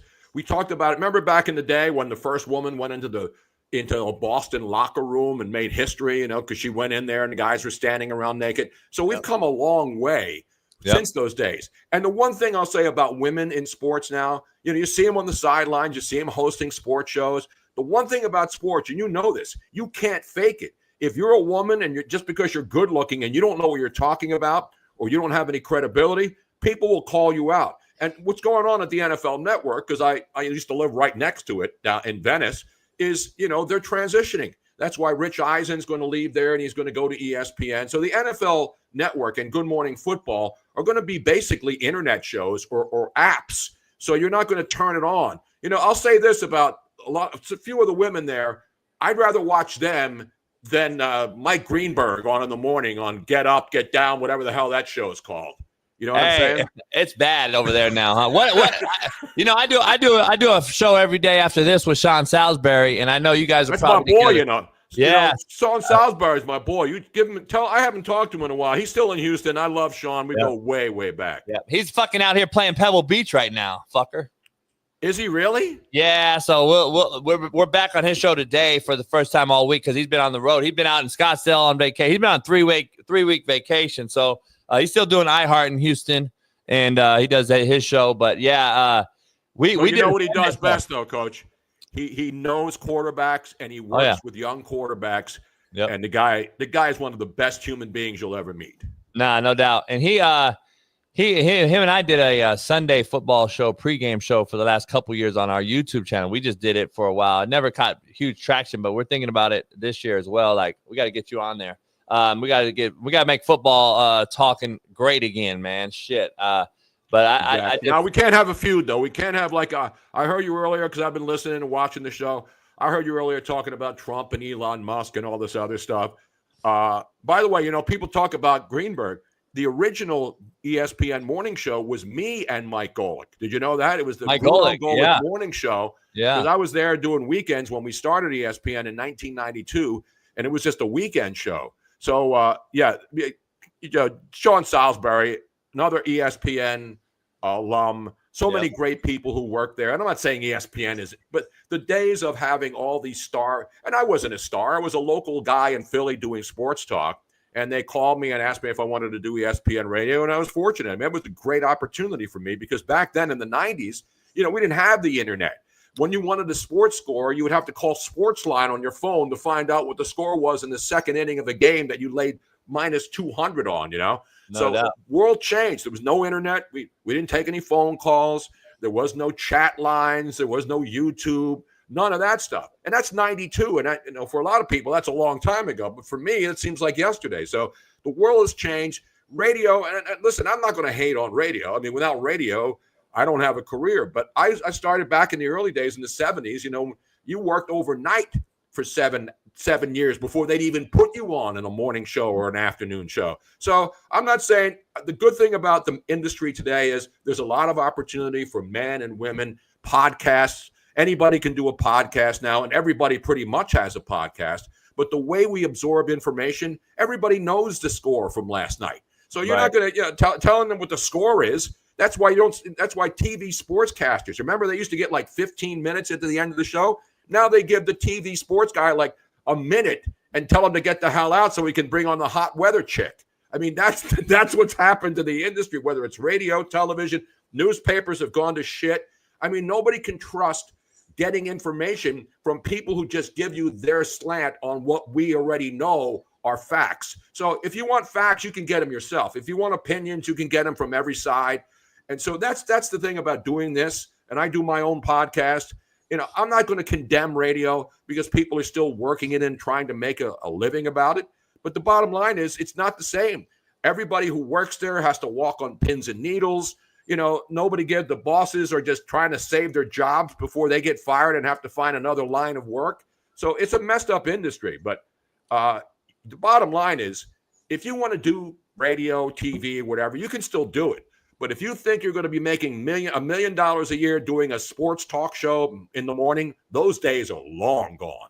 And they because I had JT on the brick, you know, JT, I'm sure. That's my boy, too. I work with JT. I pretty much have worked with everybody who's ever done radio, Coach. I know. I know you have. I'm like, and we were saying the same shit. Like, there's no more breaking news, to your point, shows. Though, so there's, unless you do, like, you know, some guys will be like, they'll tweet out, emergency podcast going up right now to talk Trump-Elon beef. You know, that's what you see now on Twitter. Well, you already saw the breaking news. There's no more going to the show for breaking news. So, like you said, internet is Trump. This thing right here, Tony, has trumped everything, man. So, you know, the cell phone and social media, I don't know. But anyway, let's dive into sports. What did you take last night, game one, the NBA? I don't know what your take is on the NBA. I think it's become total shit. I don't understand what they're trying to do there between the All-Star game, the play-in, and all the other shit they do. Load management, and then they bitch about playing back-to-back games and all this other shit is mind-boggling. I mean, listen, I grew up in Philly back in the 60s with the great 76ers teams, Dr. J, Charles Barkley, Allen Iverson. So, Philly's a great basketball town, college and pro, and the Sixers have been up and down over their years, but, you know, they're a mess right now. They're trying to get their shit together. Look at the Knicks. They fire their coach who won 3 consecutive years. But the NBA, unfortunately, because of the whole LeBron thing, see, I'm one of those guys, I don't hate LeBron James. I don't know LeBron James. But the whole hype thing, and that's what ESPN does. When they have, like, for example, when ESPN had hockey when I was there, they were doing hockey. Then when they lost hockey, they stopped talking about hockey. So you either talk about all sports if you're a sports network. Now you have to talk about the networks that you have contracts with. And that's what the problem is with sports. You know, they have this, what is this, this NFL, the new thing that nobody watches with these teams all in the South. Not that there's anything wrong with that. You know what I'm saying? So the problem is the NBA is all about hype. There's great players. Don't get me wrong. The NBA, for the first time in history, has access to the entire world. It's like hockey. You get guys from all over the world, the best players, they want to play in the NHL. The best basketball players want to play in the NBA. Football now has some international flair. But the fact that the NBA has so many players from all over the world, and you only need, 15 guys on each team, and you still can't put competitive teams on the floor with the pool of talent that you have from the world. And so many international players are now the best players in the NBA. So the NBA gets the best players. There's just not enough of them to. And now that you saw Adam Silver saying we're not thinking about expanding anymore. No shit. Yeah. And here's the bigger question, Coach. And I know you know this. When we talk about when New York teams are both, like the Nets and the Yankees are in the World Series, a lot of people will watch it. But if it's like Oklahoma City, small market, right? Indiana, small market. Will the ratings be affected because of the market size? In the NFL, it doesn't matter. If the Green Bay Packers are good, the smallest market in any sport, people will watch the Green Bay Packers in the Super Bowl no matter where you are. But now the question is it a regional thing? Well, obviously, Oklahoma City and Indianapolis, there's no rivalry there. And so people just want to watch great games. And last night was a great game, and the Indiana Pacers are one of the greatest stories in the NBA. And Halliburton, I thought it was a defense contractor that, what's his name, the former vice president used to get in trouble for. They make bombs, don't they still, Halliburton? Halliburton, yeah, I know, no shit. Early in his career, he's throwing up bricks like one, too, and now he's hitting every game winner there is, and now he's like Kobe Bryant around here. It's like, holy shit. Here's my question to you, and not only basketball, but professional sports mentality of these players who I believe are overpaid and underdeliver. The greatest athletes we've ever seen, probably football and basketball and baseball. But to me, they're overpaid and underdeliver at the end of the day still, because the fundamentals and everything has gone out the window, from Pop Warner youth football to basketball, AAU. All the shit we do now is all for these cell phones and clicks and likes, 7-on-7. Street agents are now involved. Now we add NIL to that shit and money grabs. And now you got a whole basket of shit that we don't know what's going to end up come out of it. I got to say, they were down 20 damn near this whole game again, just like they've always been. All the teams in the playoffs have been down, and then they win at the end because this other team couldn't put their fucking foot on their neck. I call that a failure again, and I don't know if it was really good basketball for 3 quarters or was it just a good ending to a game once again, like we've been seeing throughout these playoffs in Boston, Cleveland, Indiana, New York. All these games are blowouts, 20, 30 points, and they let them back in. So is it good? You got to give it to the Pacers, though. You're right. I think the Pacers scare teams now because they've seen what they did to the Knicks, who were a damn good team. And you're right. I mean, the bottom line is this. People, they tighten up against the Pacers. Teams that have a lead let down. We talk about the cardiac kids and, Jim Hart and the old St. Louis Cardinals back in the NFL. Guys, teams that could come back. Kenny Stabler with the Raiders, they were down and always would find a way to win. That's what's going on with Indiana. Now, of course, game 2, they were 11-point dogs last night, Coach. How many people threw their life savings with the 11 points last night? No doubt. And that's my point. Like, Tony, when you watch it, though, is it good basketball? Like, are you watching 3 quarters and ready to turn the channel? I've had Michael Cooper on yesterday. I've had like 10 NBA ex-players on the last few weeks, and we're just talking about this, and they're all like, JB, I'm going to be honest, I channel surf. If the first quarter is a blowout like we've been watching, I start channel surfing. These are ex-NBA players who gave their heart and soul to the game, and they're like, this is not good basketball, man. It's good finales in the last few games, but the games have been out here in the West, Minnesota and OKC, 4 of the 5 games were fucking 30-point blowouts. I know. You're absolutely right. But by the way, what are people in LA thinking? Are they, because remember, people in Seattle are still pissed off because they were the Seattle Supersonics, right? So I'm not going to knock the people in Oklahoma City because they obviously love that great team. Fan base. They fucking sell it out. Yeah. Absolutely. Like the Kings in Sacramento, people go see them, but if they're bad, nobody's showing up. Is anybody showing up to watch the Sacramento Kings if they suck? No. Absolutely not. Oakland A's, Miami Marlins, right there by you. Yeah. Look at what the Marlins had 180 people show up to a Major League Baseball game the other day. And they got swept by the team that the Rockies. The Rockies are now the only sane thing in the state of Colorado, man. They swept the Marlins before dozens of people in Miami. Miami's one of those towns. Listen, I love Florida, but Miami is the most fair weather town. The only team in Miami Worse than LA, Tony? Oh, yeah, absolutely. Really? Because LA has a lot of teams to choose from. You know, LA, you got the Clippers and the Lakers, and now that they have two football teams again, you know, you pick it like New York. New York's got a American League nationally. You know, and now, you know, LA, the Angels are messed up. You know, we're seeing one of the great players in his final years, Mike Trout, the Jersey guy. Yeah, you know, Mike Trout's not the same guy. He's still a great player, but the Dodgers are a super team. It's all about super teams. And when you're New York and you're LA and all these other, you know, Midwest teams that are trying to compete, baseball's becoming like the NBA and the NFL. You get the best players in the biggest markets because they all want to play on these super teams. That's what happened to the Eagles in Philly. You know, great players who hadn't won a ring become available, and then Howie Roseman's done a great job in drafting and filling in pieces, and they become a dynamic team. But all those guys on that Eagles Super Bowl team of just a couple of months ago, they moved on. So now the question is you reload again. But you're always going to find guys, and you know this better than I do, Coach. When you're a good team and you're making Super Bowl runs every year and you're winning playoff games and the players are collecting checks with all these incentives, you want to go there so you can get a ring. But once you win that ring, then you want to go somewhere else and get paid. And listen, I don't have a problem with that. That's the way it works. No doubt. Let me ask you, is the NBA, though, getting away from the super team? The big three, LeBron James, Popovich type of era where we get these big three scenarios chasing these rings, KD and Golden State, all these things we did. Now it seems to be small market, organically grown, who we drafted. If you look at Boston, Denver, the last few champions have seemed to be kind of who they drafted or who they'll make a free agent pickup here and there. They'll go get a certain person and a shooter or a wing defender, but they're not going out and get the big three anymore. And that's why I think the small market teams are now going to be more the norm than the big three type of scenario. Do you agree or no?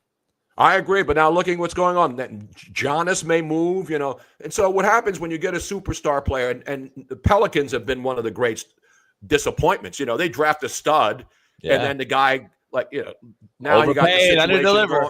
Yep. Yeah, and then what happens in a city like New Orleans, you know, you get a draft pick, and oh yeah, look who we got. You know, we got this guy, we got Zion, we got the guy who went to the Lakers. The problem with the NBA is that when you got guys like LeBron, who's a legendary player, and he's being the GM, and he wants his son to play, and he's bringing in guys that he thinks are going to help him win a championship, and then he shits the bed every freaking year, you know, people see through that stuff. And I'm not going to say LeBron's a bad player. He's a great player. But the bottom line is LeBron thinks he's the GM of the team, and he gets coaches fired, and he has players come and go, and then every year it seems he always comes up short. That's why there's this whole LeBron-Michael. There's no Michael Jordan-LeBron debate. There's no Kobe debate, in my opinion. There's no Kobe-LeBron debate, in my opinion. Kobe's to me is right there with MJ. I think there's 1A and 1B if there's anything. They should be separated from now, this GOAT talk shit. I'm tired of hearing it. How about in L.A.? How about this? Kobe Bryant, one of the most revered players in NBA history, one of the greatest Lakers of all time, and they defaced his mural twice in LA. Yeah, twice. How do you deface a Kobe Bryant mural in Los Angeles when he's the guy who was really the man that helped the Lakers win those championships and become the team when it was Shaq and Kobe and all the other mixed players in there who would go in and bring championships? And these people in LA are defacing Kobe Bryant murals? What the fuck was that about? Tony, the same reason they defaced Tesla and the fucking cars and all the same shit. They all have some sort of belief in something else, and they're going to shit on your fucking other. It's a shame, man, to see. I don't give a fuck about your political affiliation or whatever, but let's be honest. There's no way in shape or form that you can sit up here and tell me that who's doing this isn't some weirdo fuck who's out here trying to just prove a point to something for some reason other than Kobe Bryant, basketball, and the Lakers. It's always some other bullshit ploy to say, oh, we're protesting, they're gonna shut the mural. This is a joke. And then who was it that paid to clean it up? Luka. Yeah, I think Luka paid to have it redone, And the very next day, they go out there again. I'm like, why wouldn't you put a camera or something on the fucking thing? But it's just a matter of fact. Did they find the person who did it? I mean, how can you deface it and not be caught in L.A. when there's people roaming the streets 24/7? It was right. Probably the ones walking the streets are doing the shit. So you know how that is. Let me dive into another controversial discussion, or figure, I guess. Aaron Rodgers, fresh off a ayahuasca treat. He's going to be a Steeler in a Steel Mill town. Tony, you're from Philly. I mean, Pittsburgh's not too far away. I mean, we got this blue-collar, roughneck area of Philly and Pittsburgh, and now we get an Aaron Rodgers, California Yankee. I believe everyone would call us out here. What is your take about this? I think it was a handshake agreement all along. I've been saying it for 6 months. It happened. And now right before minicamp, it seems like he's the quarterback in Pittsburgh. Well, the interesting thing is all these people who said he wasn't going there, and then, a lot of talking heads. Listen, talking heads have opinions. They got to rile people up. And it's funny when you see the same people get it wrong every single time. There's no way Aaron Rodgers is going to Pittsburgh. And, of course, he didn't show up. Bradshaw got pissed. But Ryan Clark is my favorite. Ryan Clark saying, why? What's he going to do there? Right. What's he going to do there? Right. Come on, man. Fuck. You're going to go Mason Rudolph? Mason Rudolph's okay. But, what happened? And by the way, Mike Tomlin, is still the coach. He's still helping them make decisions. Right now, look what they've lost. Look at all the players at the Steelers, but they still bring guys in. But the question is are the Steelers a Super Bowl team? Were they a Super Bowl team the last couple of years? No. Do they surprise people when people don't think they're going to be any good? Does Mike Tomlin always find a way to make the playoffs? Yes. But the people in Pittsburgh, they want Super Bowls, Super Bowl appearances, not just barely making the playoffs to say you haven't had a losing season in forever. So, again, God bless Mike Tomlin. I'm not calling for any guy. I don't call for coaches to get fired and all that other bullshit. I don't make those decisions. Talk show hosts, talking heads don't make decisions on who's going to get fired. But you're absolutely right. Mike Fittery says, Ben Roethlisberger, they haven't been able to find a guy, even at the much maligned Ben Roethlisberger. Remember near the end, they were saying he can't move anymore and he can't do this. Tell me you wouldn't want Ben Roethlisberger back in his prime if you were a Pittsburgh Steelers fan right now. And he fit the city's MO, right? Like a nutty, gutty, fucking dragging guys, throwing on his way down. This isn't that guy. This is a California JUCO guy like myself without that nutty, gutty performing, can't get over the hump with the Niners. Had Tom Brady beat on the year that the Tampa Bay Bucks win it all. Had him down to the goal line. Fucking turned the ball over. They lose there. It just seems like he can't get over the hump with that it factor. And I don't know, at 41 years old off an Achilles. And like I said, I love him. I think he's one of the best ball spinners of all time. I don't know if he's one of the best winners, though, having only one ring and all these opportunities on some pretty damn good teams in Green Bay. I think he's short-sighted. And Terry Bradshaw was like, hey, man, stay in California and smoke weed or whatever you do. He called him out, and he's like, it's time to go. To your point about Tomlin, is it time now, though, to shit or get off the pot? If you're a Pittsburgh fan and you haven't won a Super Bowl since whenever, 2012 or whatever it's been, or not a Super Bowl, playoff game, where are we at with that fan base? Do you think it's time that if they don't get it done, that they're going to move on? Unfortunately, I'm with you. I hate this coaching talk. Get rid of them. Yeah, who are you going to fucking replace them with? Geniuses. That's the number one thing people don't want to bring up. But number two, at some point when we're firing guys after winning titles and Mike Malone in Denver and Tibbs gets to the Eastern Conference Finals and they fire him the next day, at some point the NFL is going to fire you too if you don't win the whole thing, right? Yeah, listen, the Steeler fans are frustrated with Mike Tomlin too.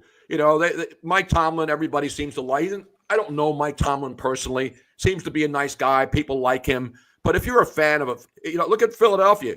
You had Doug Peterson came in and won a Super Bowl, and then a year later they got rid of him because he couldn't get along with certain players, and the media turned on him. So I, as a Philly guy, I thought if you were the first coach to win a Super Bowl in Philly, you would never have to buy a drink again.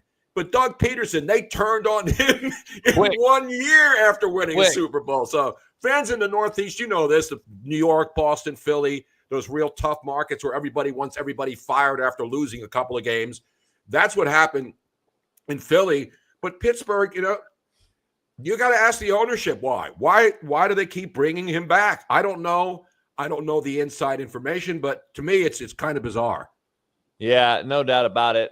It's going to be very interesting. I don't know. Baseball-wise, real quick out here, LA, the Dodgers, the Doyers, obviously, the loaded lineup that they have. Doyer.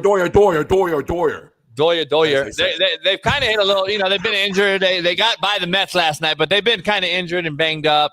Ohtani is between him and Judge right now. We're lucky to be seeing these two guys go back and forth. It kind of reminds me of the old, you know, back in the day when we had Bonds and Ichiro and all these great hitters. Is this another prime time era for big time baseball players? To see an Aaron Judge and Ohtani get this kind of a down, absolutely, down viewership, right? It's kind of viewership's kind of low. You're absolutely. It's like you know, Tiger when he came onto the golf scene. Everybody started watching golf, and you're right. When you have the two best players in the game right now playing in the biggest markets, you know, people in other cities will say, "Yeah, New York and the Dodgers, they got the money. The Phillies spend a lot of money. You know, they gotten close, but choked a couple of times and blew leads." And so there's pressure when you're a big market team and you're spending a lot of money. But if you have the money to spend and you're allowed to do it, why wouldn't you do it? But the whole thing about super teams, that's cool. That was cool back in the day. But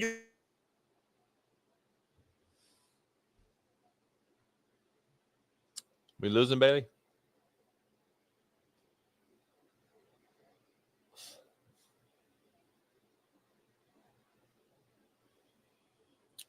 Is that me, Bailey, or him?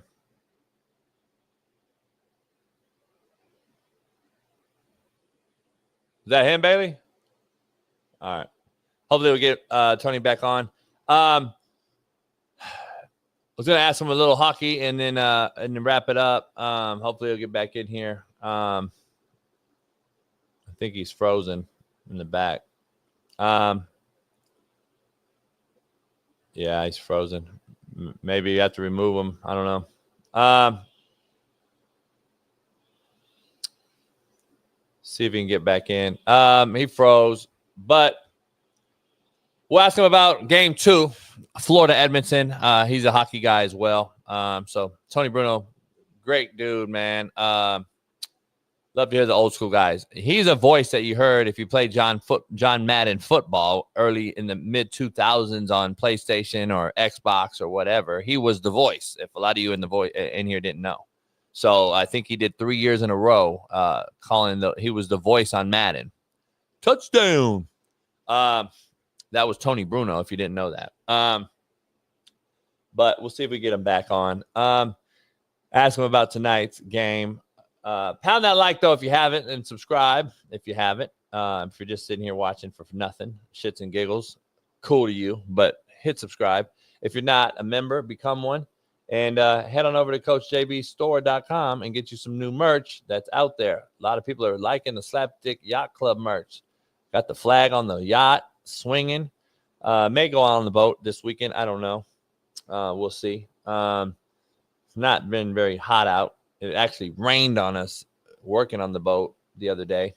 So don't know why, but see what happened.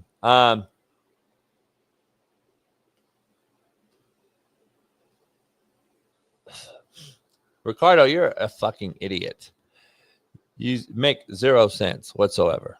Become a member or I'm going to block you because now you're just saying stupid shit. So become a member, you fucking retard. Why is it always the person that talks with no profile picture? Is that not the absolute most liberal thing you can do? No, I don't make anything in blue, Keith Smith. I do have some blue t-shirts, Slapdick Yacht Club t-shirts, though. So I do have that. Let's see.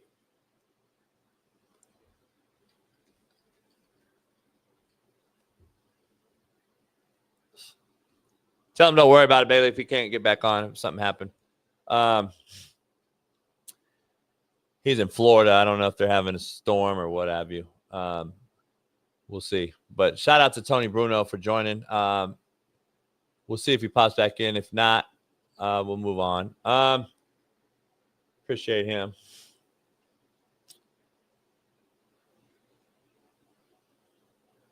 Shout out to Cam Newton. I texted him earlier. He made the 2026 College Football Hall of Fame ballot. So shout out to Big Cam Newton.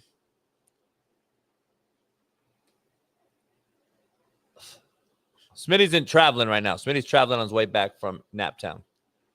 So that's where he's at. Here we go. Tony's back. Here's what we did, Jay. Coach, can you hear me? Yeah, I got you. Phone now. I don't know what happened. Today's the first nice day where there's no rain and thunderstorms because, you know, it's June here. You know how Florida is. It's beautiful from November to May, and then we get into the rainy season, the hurricane season. So I just kept talking, and all of a sudden, people said, "Oh, you froze." So Miss Robin, my fiance, she's smart. She just went to my phone and fired up my 5G T-Mobile. So now I'm back here on a web stream. That's how important it is to get back on the show so we can finish this conversation. I can't thank you enough, man. And I won't hold you. I had a last thing for you. I wanted to talk to you about some hockey. I know you're a hockey guy.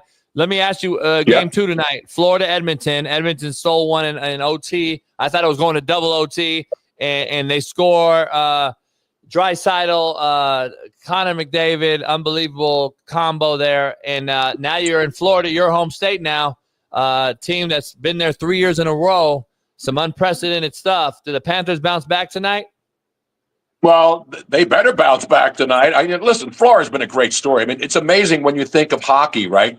Florida, between the Tampa Bay Lightning and the Panthers, this has been grounds ever since I moved here. All the Florida teams are now winning Stanley Cups. So I'm the good luck charm. I hadn't helped the Flyers hadn't won a cup since '75, and I was there in Buffalo the last time they won in 1975. So these teams have long run, and the Edmonton Oilers a long way back from the great days of Messier and Gretzky and those guys. But Florida's been amazing.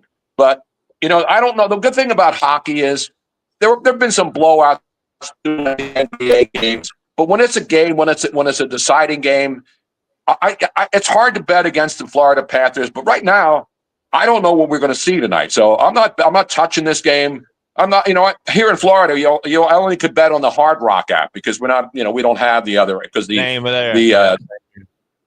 the Hard Rock app is good, when you're in the state where you can do it. But the only way we can bet, unless I want to go offline. Now, can I go out of the country with BetUS?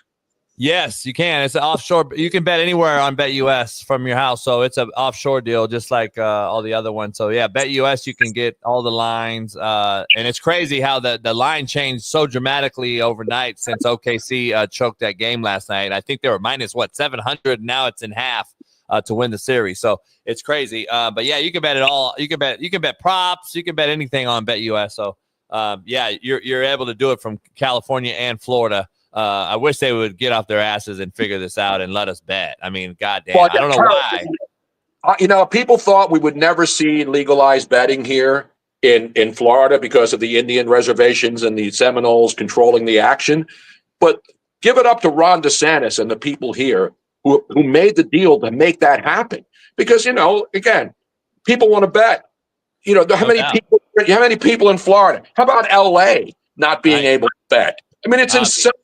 It's insane. Well, how about Vegas, though? People are going to lose their money betting. A lot of people can't handle betting. But the fact that Los Angeles and Florida, two of the biggest states, Miami has more people than New York, and New York has legalized betting, but Florida doesn't. So California, because of Gavin Newsom and all those morons driving that state into the ground, and I hate to say it because I love living in LA, but they're not going to get anything done there. Because the state gets all the money. The state doesn't want to do any deals where they have to split the revenue. Gavin Newsom, I don't know how do you people vote for people like Gavin Newsom and Karen Bass, what they've done? Fuck. great state of California and the city of Los Angeles. Tony, I don't. Tony, this is the ironic part of it. This state is redder than people want to admit because all the fraud that goes on here and all the fucking demonic shit we see from Newsom and these people, they don't want to admit this state's redder than a lot of people think. And it's turning even more red, and they're scared as shit here for the first time, I think, in California, up and down that coastline. It's becoming a lot more red than people think, and I don't know if they want to grasp that concept, and they're going to continue to cheat their asses off to keep the fucking Karen Basses and these people in charge, and it's crazy, man. What blows my mind is why are we still voting for these folks, and why haven't they been taken out of fucking politics? I don't get it. But because Gavin Newsom wants to be the president. And the thing that's funny to me on Twitter, because I'm not a far right guy, I'm a common sense guy. I've been shooting straight for 50 plus years in this business, way before people cared about Republicans and Democrats, when they just worried about, having their kids go to schools, worried about being safe at home, all that other shit. Back when your kids would go to the mall and you'd give them a quarter to put a quarter in the payphone so you can call and get picked up. I'm old school. I'm an old dude. I'm going to be 73 next week. So, but I'm not old and dumb. I'm not woke. I'm not far right. I don't hate Democrats. I was a Democrat all my life. You grew up in Philly, you're a Democrat. Yep. You grew up in Chicago, you're a Democrat. You grew up in these big cities, everybody's a Democrat. But then when it comes time to vote, and then you see what these people elect are doing to them, I don't understand it. Chicago, Philly, Boston, LA. It's just insane that these people keep people in power who are screwing them over backwards. I don't get it. Tony, we got fucking boys out here pitching no-nos versus girls in fucking softball. We got a guy out here jumping fucking 30 triple jump, killing females in the state championships here in CIF. Like, what are we doing, man? And anyone that's okay with that ain't okay with me, because I'm like, I got a daughter. I'd be damned if you're going to fucking send out a guy with a hog out here to face my daughter. Get the fuck. It's blowing my mind. And the news media out there, they're afraid to criticize the California events, Minnesota, the dude pitching softball championships day after day after day against women. 4 days straight. Where are all the feminists who used to stand up for women's rights? Now they're letting dudes trample these women, and the LA Times and all these local newspapers and these powerful newspapers don't have the balls to call it out. That's what's sad about it too, man. Like, you're allowing where are the women at? That's the thing. You got Riley Gaines, and that's the voice I hear. I don't hear any more other women. That's the problem. Where's all the feminists? Where's Martina Navratilova? Where's what's her name? The other female tennis player who has immense. Yeah, what's her name? Yeah. I don't know, Tony. It's a wild, wild west, man. We're in a different world here, and I don't get it, but we're so brainwashed it blows my mind. But anyway, Tony, we gotta do it again, man. I can't think enough. What'd you say? So tell me more about the boat, because you're in. See, when I had my boat, I was in Marina Del Rey, and it's a lot of sailors in there. I'm in Long Beach. LBC, baby, LBC. LBC, baby, LBC. You know, I had on the show the other day I had damn what's his name on? God damn it, my San Pedro, my Pedro guy, my USC Pedro guy. Petros Papadakis. I had Pop on, yeah. Petros Pap, that's my boy Petros. Yeah, Petros was on the other day. Yep. And OP. Pedro's his dad Hey, let me ask you something. Did you used to go to trainees a lot? Absolutely. I knew you did, because Phil told me, because I grew so I've known Phil since I was a kid, and back in the Pedro days before he moved over to Long Beach, and then so I still go see him all the time, still fucking back there cooking, and I'm just like, God damn, Phil, you're unbelievable. But anyway, his brother owns one in Pedro. He owns a spot right on the water in Pedro, like a seafood spot. Pretty good restaurant there too. But yeah, Phil Training's a legendary spot, man. I knew you wouldn't go in there all the time. You and like McDonald and all them guys, huh? Oh, I was really fortunate. I worked with some of the best people, whether it was L.A. or Bristol, Connecticut, or Philly or New York, all the places that I've been. Even in Indy, I was there for 6 months, 1 year, and I got to meet a lot of people in the Circle City. And where's your boy today? Is he not there today? Yeah, he's flying back from Indiana. He went to Indianapolis last night. He's from Indianapolis. He got to see his sister graduate, and then got to see his awesome. Pacers win. Naptown. No, I'm happy. I'm happy for Indianapolis. Great town, great sports town. Talk about a basketball mecca. When they opened that building there and it made it look like an old school gym. I'm happy for the Pacers, man. Who would have thought a couple of years ago that this team, would get a Tyrese Halliburton, and then this guy would emerge as right now the hottest player in the world in sports. No doubt. And they called him most overrated player in the NBA just a few months ago, and now look what he's doing. I mean, he's doing some shit that's right out of Kobe's handbook. So it's crazy. It's going to be interesting to see. Free game Friday. All right, I know free game Friday. What's my free game today? Free game Friday. Man, I mean, Free Game Friday, Tony, is always, on this show, we don't know which way to go. It'll go right, left real quick and turn south. Hey, Tony, you could be a slap dick on this show today, a fuck stick, or a shitbird now. So I'll take all three. I want to go for the trifecta. I'll be a fuck stick today. Fuck stick is still one of my favorite terms, Coach. Hey, congratulations. So wait, are you getting married? It's pending. I mean, I've been engaged for a couple of years. One, I got to get my house finished. I got my house. I hope to be in my new house on the water August 1st. So we're going through the final. It's dried in. We got the sheetrock in. We got the flooring in. We got the bathrooms in. Because we have well water here, and the water sucks here in Southwest Cape Coral. So I got water filtration going in. I got the septic system in, but it's on the water. It's spectacular. I get to see the Gulf of America from my second floor patio, go out there and catch some redfish and all the other good stuff, catch some crabs right off the dock. It's wonderful, man. I'm a waterman too. I love the water. I love boating. And that's where you got to be. You got to be in California. You got to be on the water. You do, man. Nothing wrong with lakes and people who like to fish on lakes and rivers, but I'm a saltwater guy all the way, bro. Me too, man. That's why it's tough for me to leave this shitbird state that we've created here, the greatest state, and we totally fucked it up. And I want to go to Scottsdale so bad, but then I'm like, I'm gonna miss the ocean, man. And even though the politics there's a lot of sea creatures roaming around in Scottsdale down in Old Town, man, or Mill Avenue. Mill Avenue. That's where you do your best fishing. You just throw the line out and bam, you get one of the big girls on there. Hey, short, fat, skinny, tall. I fuck them all, Tony. Come on now.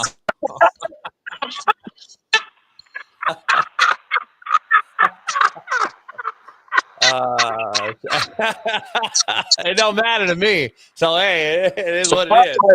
Salt life forever. Salt life. Hey, if Tim Walz can do it, then so can I. Exactly. Tony, it's been a pleasure, man. We got to do it again. Hopefully we get you on again and talk some football, man, when it gets closer to the season. And hopefully we can hook up and get on each other's boats one day and hang out, man. It's been a pleasure. I can't thank you enough. We'll have you on again soon. Thank you, Coach. Really, it was a pleasure. A lot of fun, man. Always have fun. No doubt. Enjoy, man. Enjoy building the house and enjoy chilling and hanging out in Florida, man. And hopefully we'll see you soon. All right, brother. Take care, man. All right, Tony. Tony Bruno, everybody. Clap it up, man. Great one right there. Legend himself. Legend. Can't thank him enough for hopping back in here. Even though he's got some internet issues, he figured it out, man. Great dude right there. Been following him for a long, long time.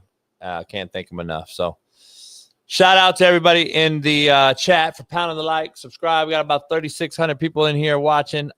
Make sure you pound that like, subscribe, become a member if you're not one. We're going to take a quick commercial break. We'll be back for the final hour of the show. So make sure if you're not a member, become one. And it's See-No Friday, so drop one for Smitty as he returns, as we'll be back Monday in a loaded lineup all week long next week. And don't forget to follow Shaun Salisbury and I on Unpaved at about 10 a.m. Pacific, 1 p.m. Eastern today, as Shaun Salisbury and I will get back on the show. The only reason I don't fuck with Lake Conroe, Zachary Walker, is that they have gators in it. Texas lakes have gators in them. And I'm not fucking, I will kill every single gator in Texas if they were to bite my dog. So that's the one reason I'm not fucking with you guys. Because these motherfuckers will grab my dogs and I have to kill everybody. So fuck Lake Conroe. Anyway, we'll be back in about 4 minutes. Peace.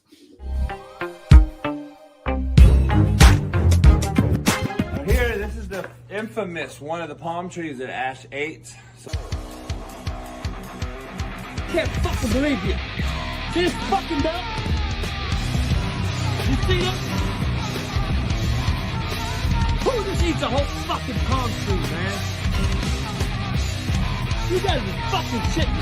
Just fucking unearthed the motherfucker. Ate the whole fucking thing. Like, who eats a whole fucking palm tree? Like, you fucking shitting me? Are you fucking shitting me? Now, let's check now. Who did it? I'm gonna look at the fucking camera. Who fucking did it? Sit down. Sit down. Sit. Sit down. Now, do we understand each other? Excuse me. There is no more fucking up palm trees. I'm tired of spending all this money, and now I've created a whole fucking barricade for you. So I don't want to have to dig this bitch out. I'm fucking dead. I'm old. My back hurts. I'm fucking stiff as a porn dick. Come here. Sit down. Sit down. Boy, if you don't sit your ass down. Now, you come over here with me. Come on. Here's what I had to do to fucking stop you. And I got a better, beautiful, bigger tree. So now we are shitting in tall grass. Replanted it, bitch. Soiled it up. Put a little trellis in here. Put a bunch of fucking stones. Look like Stonehenge around this bitch. And now, Ash, are you gonna fucking try to dig this bitch out? Are you gonna do this? Are you gonna do this again?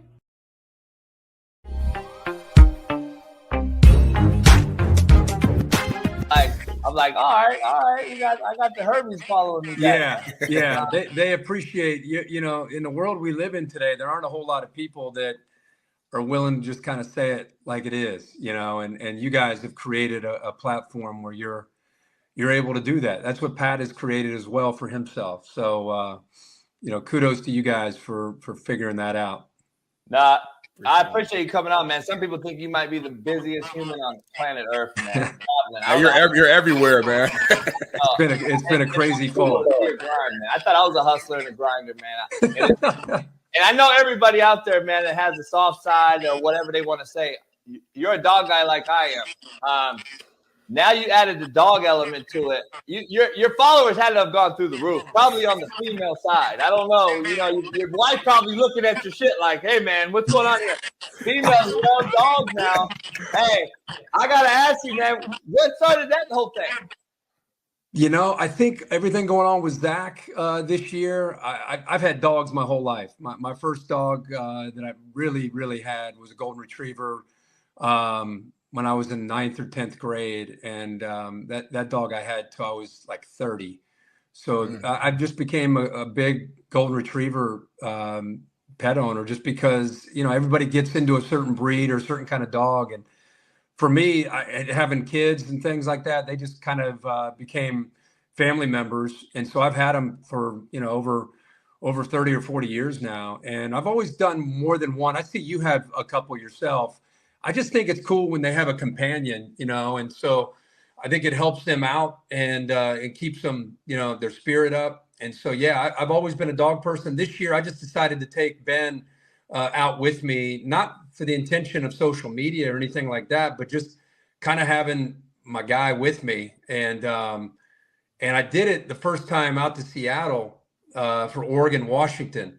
And these NFL stadiums on Thursday nights, it's funny. I took him on a Thursday night with me because I do the whole week. I leave on Wednesday. I leave today, and then I'm gone till Sunday. So I took him to Thursday, and I brought him into our meeting, a big production meeting in this hotel. And Al Michaels was kind of not a bit. I could tell right away he wasn't a big dog guy, and so Ben just kind of walks around.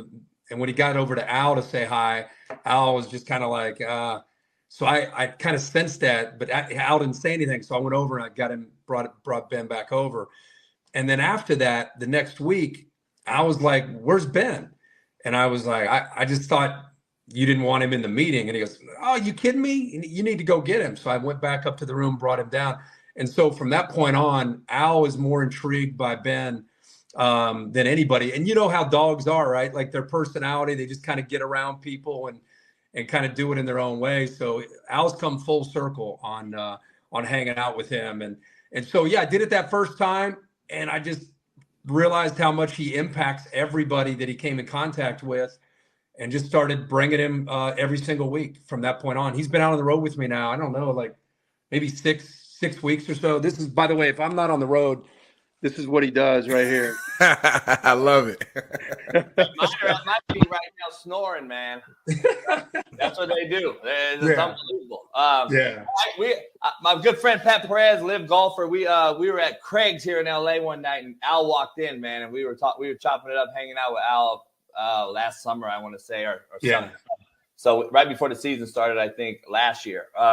So great dude, man. Yeah, oh yeah. I know it's probably been a hell of a experience going from the college world to Al and that NFL legacy, call him the Miracle and all those different legendary stuff. Has that been like a crazy surreal moment? Yeah, exactly right. I mean, I was maybe 10 or 11 years old when I sat on my couch like everybody that was alive at that point and watched the United States, and the Soviet Union, and all the way throughout his career. I'm a sports junkie like you guys. And so I've watched all his stuff, the Olympics, boxing, obviously NFL, MLB, everything he's done. And I mean, my career, I started with Mike Tirico when Mike was really young. And then I went to Brent Musburger, who was, a guy that, again, our generation, we watched him too. And that was my next play-by-play guy. Then I went to Chris Fowler, who, I obviously had a relationship with doing game day. And then I worked with Al Michaels. Those are the only four guys that I've ever worked with.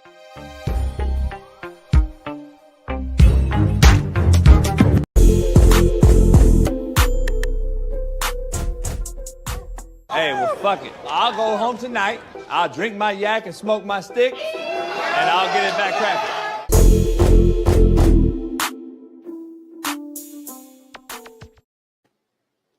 Yeah, Free Game Friday. Welcome back.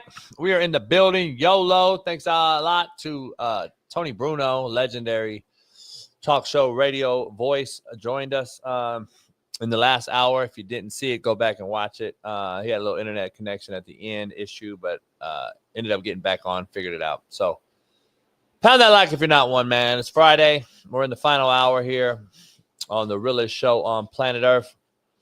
I'll be on Unpaved with Shaun Salisbury in about an hour and a half on Rumble. So head on over there. And if you haven't got any new merch, go on over to CoachJBStore.com and grab you some new merch. And if you want a book signed personally right now, today, I will send them out. I just got a new batch in, my final batch that I'll get personally. Other than that, you have to go to the website and get them. But I will sign them personally right now. If you want one, so head on over there and to my Venmo, Coach JB 12 at Venmo, and order you a book today. $50, Coach JB 12 on Venmo, and I'll send it to you today. Personally, looking at it right now. So anyway, new news though, I wanted to just discuss real quick.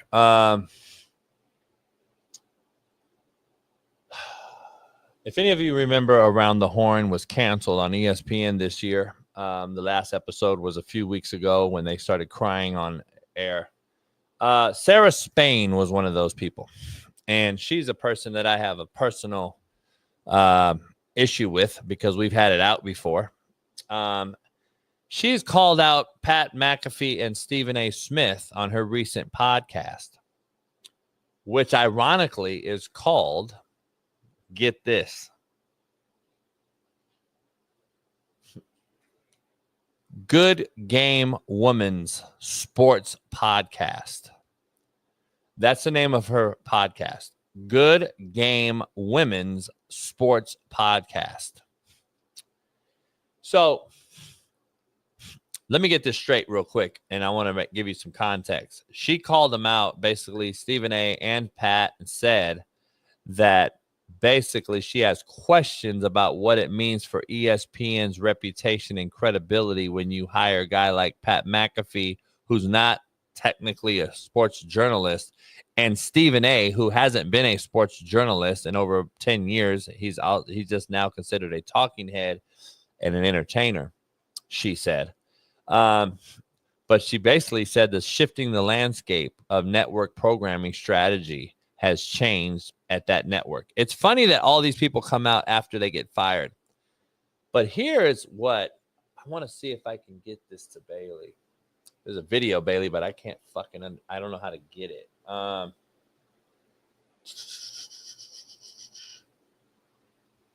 here we go. Let me see if I can get this to you, Bailey. I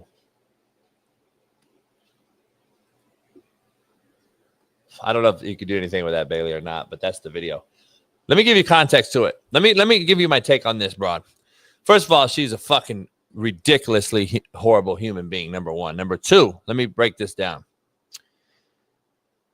You aren't an analyst or a journalist either, Sarah Spain. You're an activist.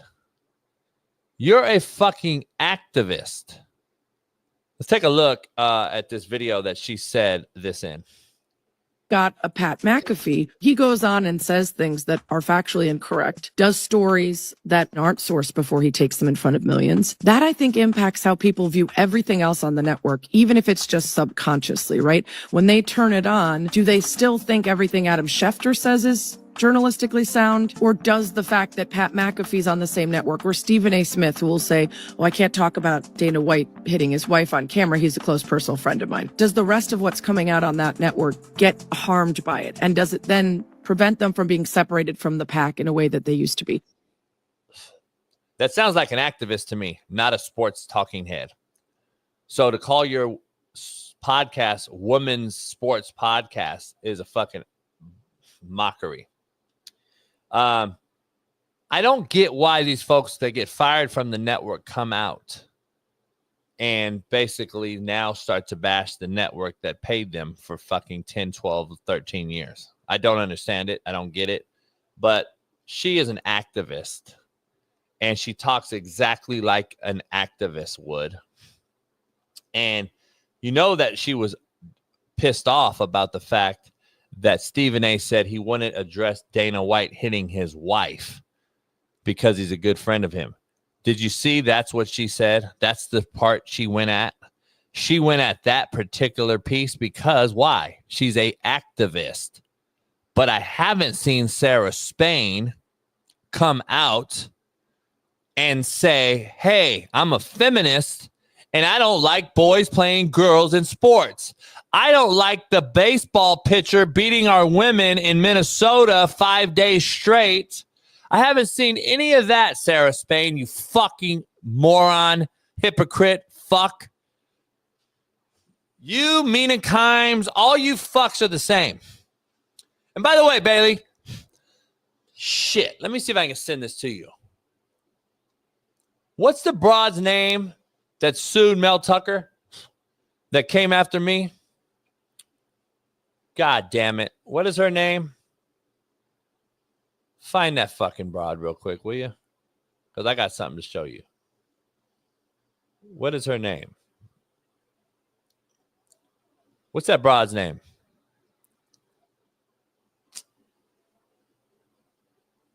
I'm going to find it. Is it Brenda Tracy? Yes, fucking Brenda Tracy. There's a video. There's a new thing out for Brenda Tracy, Bailey, if you could find it. Brenda Tracy. What's her name? What'd she do? Let me show you. Recently, she did something. She's suing again. Shocker. Let me show you. If I could find it. She's fucking suing again for unbelievable fucking. It's unfucking believable, man. We'll try to find it while we're sitting here.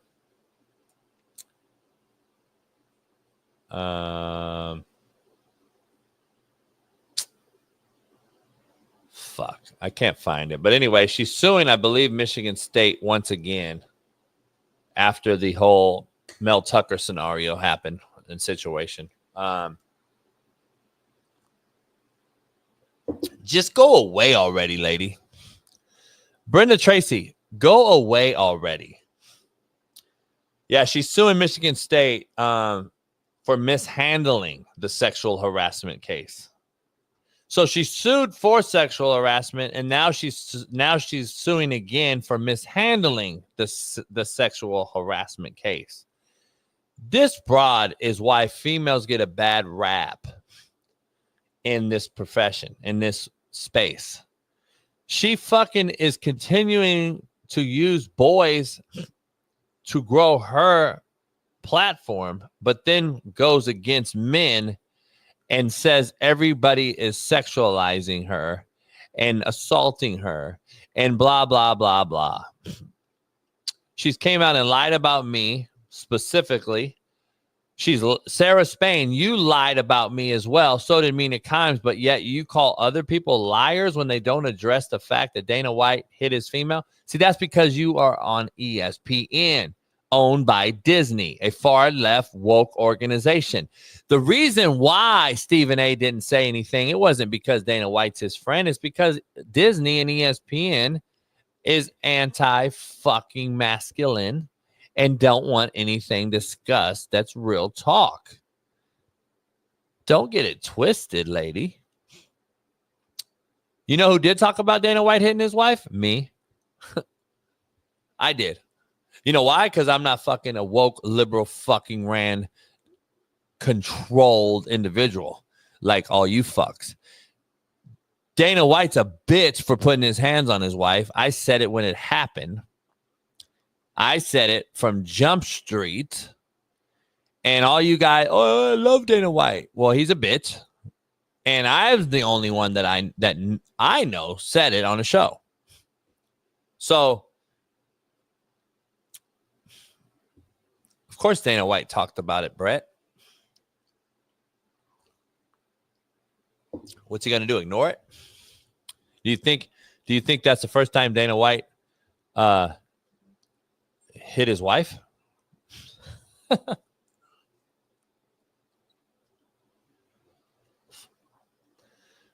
Michael Green, Dana White, MAGA, though. So what? I'm not MAGA. I could give a fuck less about what they are. See, that's the difference. That's why you don't understand. I could give a fuck less. I'm American, homie. There's a problem with you guys in the MAGA movement and the American movement, and you wonder why we're so separate in America? Because a lot of you think you see a MAGA flag and you think it's like fucking a Nazi, neo-Nazi sign. You think it's a tied in, affiliated with America. You see an American flag now and you automatically think it's a MAGA flag. You see an American flag being risen or raised on a yacht, on a car, on a house, and you say he's automatically a Trumper. What happened to American flags being American? Like, I really am confused. And then you affiliate the MAGA flag, or now you affiliate the American flag to being racist. And that's the problem. That's the fucking problem. So it doesn't matter if that's my co-host, the Greg 72. That's why I have him as a co-host. I love the disagreement. I love the banter. I think that's what makes good television. Agreeing to something every single day doesn't make good television, contrary to belief. If Smitty and I agreed on everything, it would be a fucking horrible show, in my opinion. But you guys all think that America now flag is a MAGA flag. It's fucking crazy.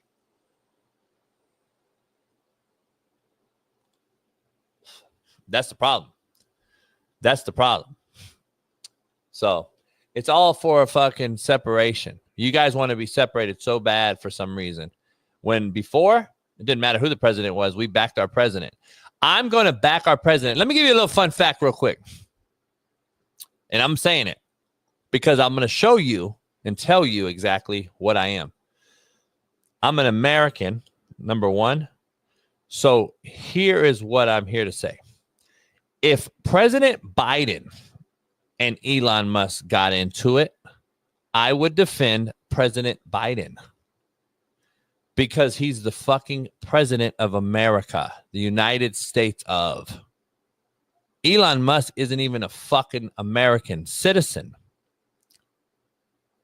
So that is what you guys don't fucking understand about me. I am going to support the sitting president over some fucking idiot that I've told you all along. Go back and look at my videos. I don't think Elon Musk, I can't stand the motherfucker. I think he's ruined Twitter.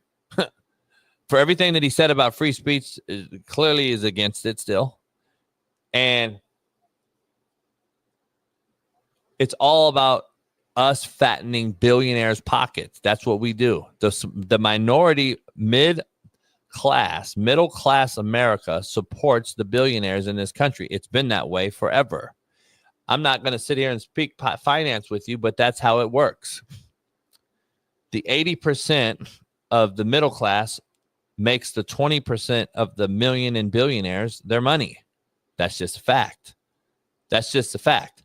I would support the sitting president of America over fucking Elon Musk. But guess what the left did yesterday? They went to Elon Musk just because it's Donald Trump as the president. You guys hate Donald Trump so much because of who he is and what he says that you refuse to understand the truth, and you went left to Elon now that they had a Twitter beef that I think's fake because you want us divided. Period, point and blank. They proved to you yesterday with the fake Twitter beef that how divided we are. You had the same party that went out there with pink hair, fat, wobble body, fucking made up humans who wrecked Tesla plants, who fucked up Tesla cars all over these big liberal states. And now all of a sudden they're on Elon's side. And you guys now think that that is not division? You're crazy. Again, you chose to go with a South African guy who's a billionaire over the sitting president of the United States because they had a Twitter beef that's fake, in my opinion. That's what the fact is, because that's how fucking divided you want us. Period. If America came together and actually said, no, we're with the sitting president regardless, that's who voted. America voted for the president of the United States, contrary to your belief, regardless if you want to believe in fraud and fake votes and all that. Bottom line is America spoke this past election, and guess what? What happened? Donald Trump became president again. And now guess what? You guys now see a beef, and you went with the guy that used to be what? Democrat, who's a billionaire, who's not American, and chose to say you're on Elon's side. But you were just burning his car down. You were just burning his plants, people. It's the same people. How do you ignore the truth? That's why this party is not the same. We're not a Democratic Party no more. We're not a Republican Party no more. It's this far extreme one way or the other. It's fucking unbelievable. But what do I know, man?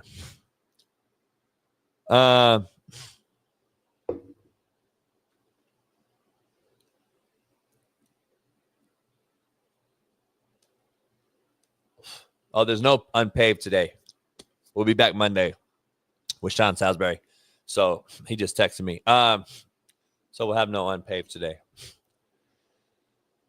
But anyway, it is what it is. You guys want fucking division for some reason in America. I have no idea why. And anybody that doesn't believe anyone that doesn't believe we need insane asylums back, you're fucking crazy. You belong in one yourself.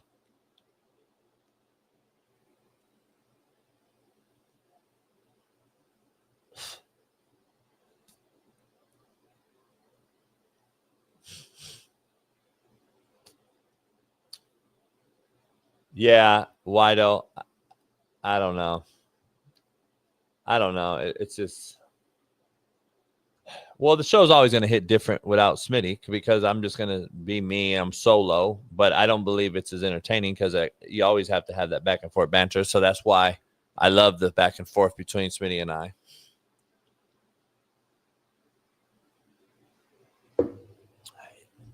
Disagreements create great conversation. That's what this show creates. So it is what it is. You can believe it or not. Damn, Bailey. Tough times for you. Tough times for you. But anyway, I'm betting on BetUS right now as we speak. I'm taking Florida tonight against Edmonton. If Edmonton wins, the series is over. If not, I'm rocking with Florida tonight to bounce back and get the dub in Edmonton before they go back to the Gulf of America. Let me check something real quick. We might have a guest real quick before the show ends. Give us some Diddy updates in our insider extraordinaire, Lauren Conlon. Coach, I'm still in court. It's going to be tough. Maybe we can record it after and you can post it on Monday. That's what we might do. We might record a segment with Lauren since she's insight on Diddy. I wanted to get some insight on the Diddy trial because Lauren is covering it and they almost removed Diddy from court yesterday because he kept nodding at the jury like yeah, vote that way. They almost removed his ass. So Lauren was there. She saw it firsthand. I wanted to see what she had to say about it, but it doesn't look like she can get out of court. So we'll get some updates on the Diddy from Lauren Conlon as we go along. It's tough because she's in court during the show. So that's kind of been the tough part in getting Lauren back on. So she'll be back on, though. She loves it. She's a good insight onto the Diddy trial that's going on. So we'll get that back.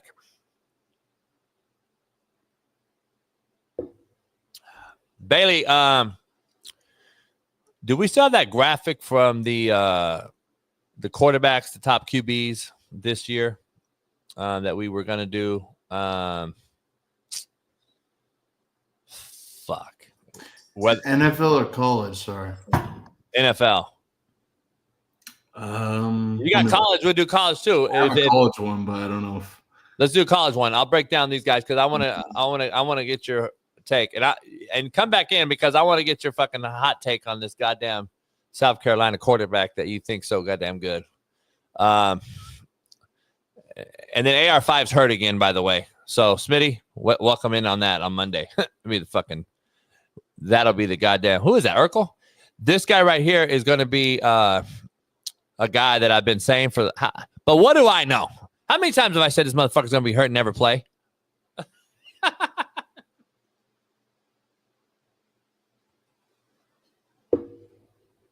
AR5. Another one bites the dust. Do. Another one bites the dust. Do. Another one bites the dust. Baby, I just sent you an IG DM. Can you put that in real quick? No way. No way. No fucking way. And put this DM in too, Smitty or Bailey, because I got another DM for you. God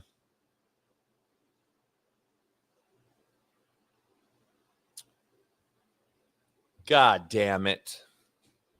You've got to be shitting me. I was right. Wasn't I right? Can I call it? Can't I fucking call it when I see it? I sure can. Earlier, we showed you a Caitlin Clark lookalike from this great movie, Dazed and Confused. And I said, why do I always know when he's a fucking weirdo, leftist, far left, extreme Kamala Harris voting fuck? And I was right. I was absolutely fucking right. God damn it. Bailey showed me the picture of the kid, and I was looking at it. I was like, no way, that's him now. I'm like, no fucking way. It is him, homie. This is him. What happened to Dazed and Confused?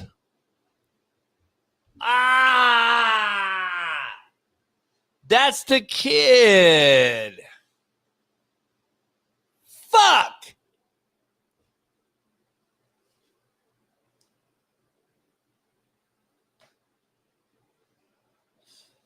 Fuck Mitch. Fuck Mitch. God damn it.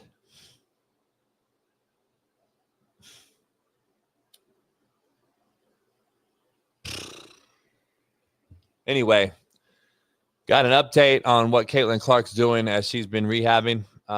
She's been going on circuit on some shows. Take a look at Caitlin Clark as she enters a show recently.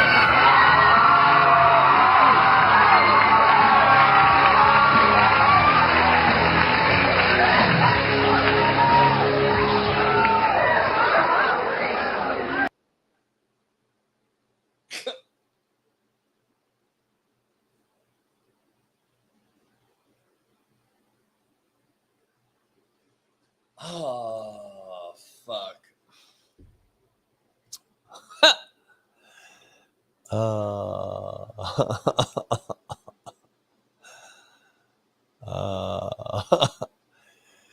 R. Stecky, become a member, please. Or shut the fuck up, please. It's Free Game Friday, bitch.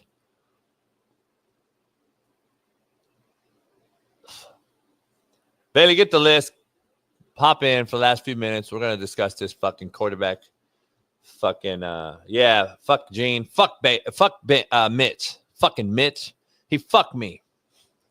Mitch fucked me. He's literally dazed and confused. Mitch is literally dazed and confused. Fuck me. Mitch, you fuck. God damn it, homie. Everybody that Venmos me, make sure you drop your address for the book and your name, obviously, because that's who I'm going to address it to, so I can send those out today. If you didn't, go back and do it. So don't fucking send me a DM or an email, because I won't put it together because it's too much. I got too many fucking books requests coming in.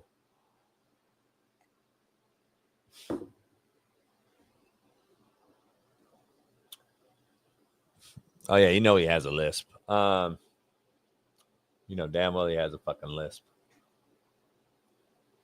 All right, quarterbacks for the college football season.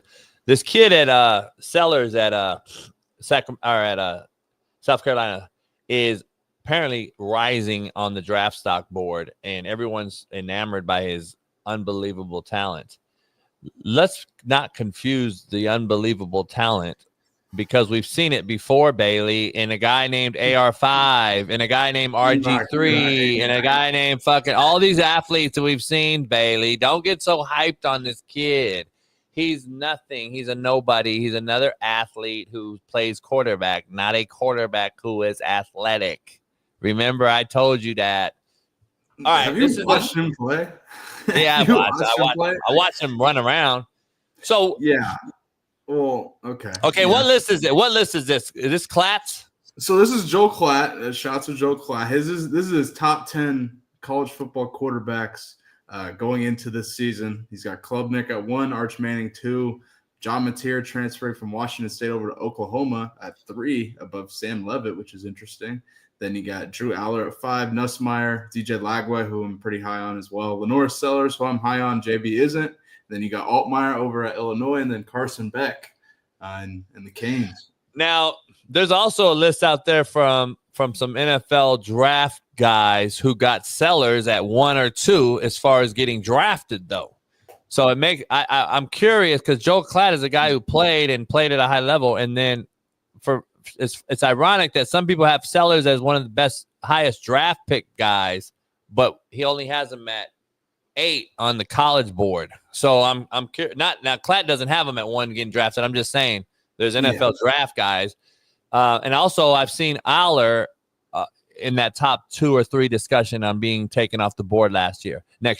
So and he has them at 5. So he has guys that are predicted to get drafted much higher, ranked very low, considered next to other guys. I haven't seen Klubnik being that highly sought after when it comes to the draft next year. I have seen Arch Manning's name in there, but I haven't seen a lot of these other guys. So I'm curious. DJ Lagway reminds me, I watched him working out the other day. He's also a freak of nature, gifted freak. And they're all in the same boat. Until they can throw the fucking ball on time from the pocket and understand the difference between a mic ID and a hot, then they're not going to translate to the NFL very well. So in college, if we're just talking college, I do like Klubnik. I like them more than a lot of people, even though he hits a couple walls here and there. But I believe that was offensively. I don't know what Clemson was trying to do. Finally, they let him loose a little bit, and then Clemson went on a run. They still weren't good enough, but they made the playoff. And then you got Arch Manning, who I think is underneath at least a good QB coach in Sark, who understands what Bryce Young's and all these guys need to do to make it to the next level. So Sark has the experience. Other than that, Aller's good. He's talented, but I don't know if I can trust him. So I don't know. Go back to your Arch Manning point. He's been in a good system, Sark system. And one thing I've highlighted with Arch that I like about Arch, I've talked about this on my show, him sitting behind Quinn Ewers, and I think you've brought this up, him not electing to transfer as many quarterbacks in his position at a big-time school like that who probably could go and play somewhere else. He chooses to sit behind Quinn Ewers and develop, and now I think this season he's going to take college football by storm and probably be the top quarterback in college football. And largely in parts of that, I'm pretty excited to see Arch. Yeah, I'm curious to see what he does, but when it's his show. Yeah. It's always different because DJ took over for Sunshine in Clemson and broke a record against Notre Dame and threw for 450 yards, and everybody thought he was the next best thing. And then when it became his time to shine, he struggled. So it's different. Just like OKC last night when I said to that guy, I said, man, it's different in the finals when the lights are a lot brighter. And we got a guy in Siakam who won a title, and we got a coach who won a title, and he didn't seem too bothered by it. And guess what? It bit him in the ass last night because OKC looked like a deer in headlights in the fourth quarter. So again, I think it matters. Experience matters. And this is going to come down to is Arch Manning got that it factor, and that's going to be the part that I'm curious to see. Same with Aller, though. Aller's on a team that's defensively dominant and always has been, linebacker U. And now can he be the guy that gets over the hump? I like their OC. He was at Kansas for some years under Lance Leipold, and I think he's very good. But, again, at times – he's going to listen to James Franklin, who's going to say, hey, let's be more conservative here. And that's when I think Penn State struggles against the teams that they struggle against, the Ohio States, the Michigans, the Oregons, and the big-time talent in the country and the SEC. So are they going to let him loose? Can he get loose and be that guy? I don't know. I don't know much about the Mateer kid. I saw him a little bit at Wazoo. And then Levitt. I give some insight on Mateer. So he played at Washington State last season. I thought he had a pretty damn good season. They obviously won the Apple Cup for taking out Washington.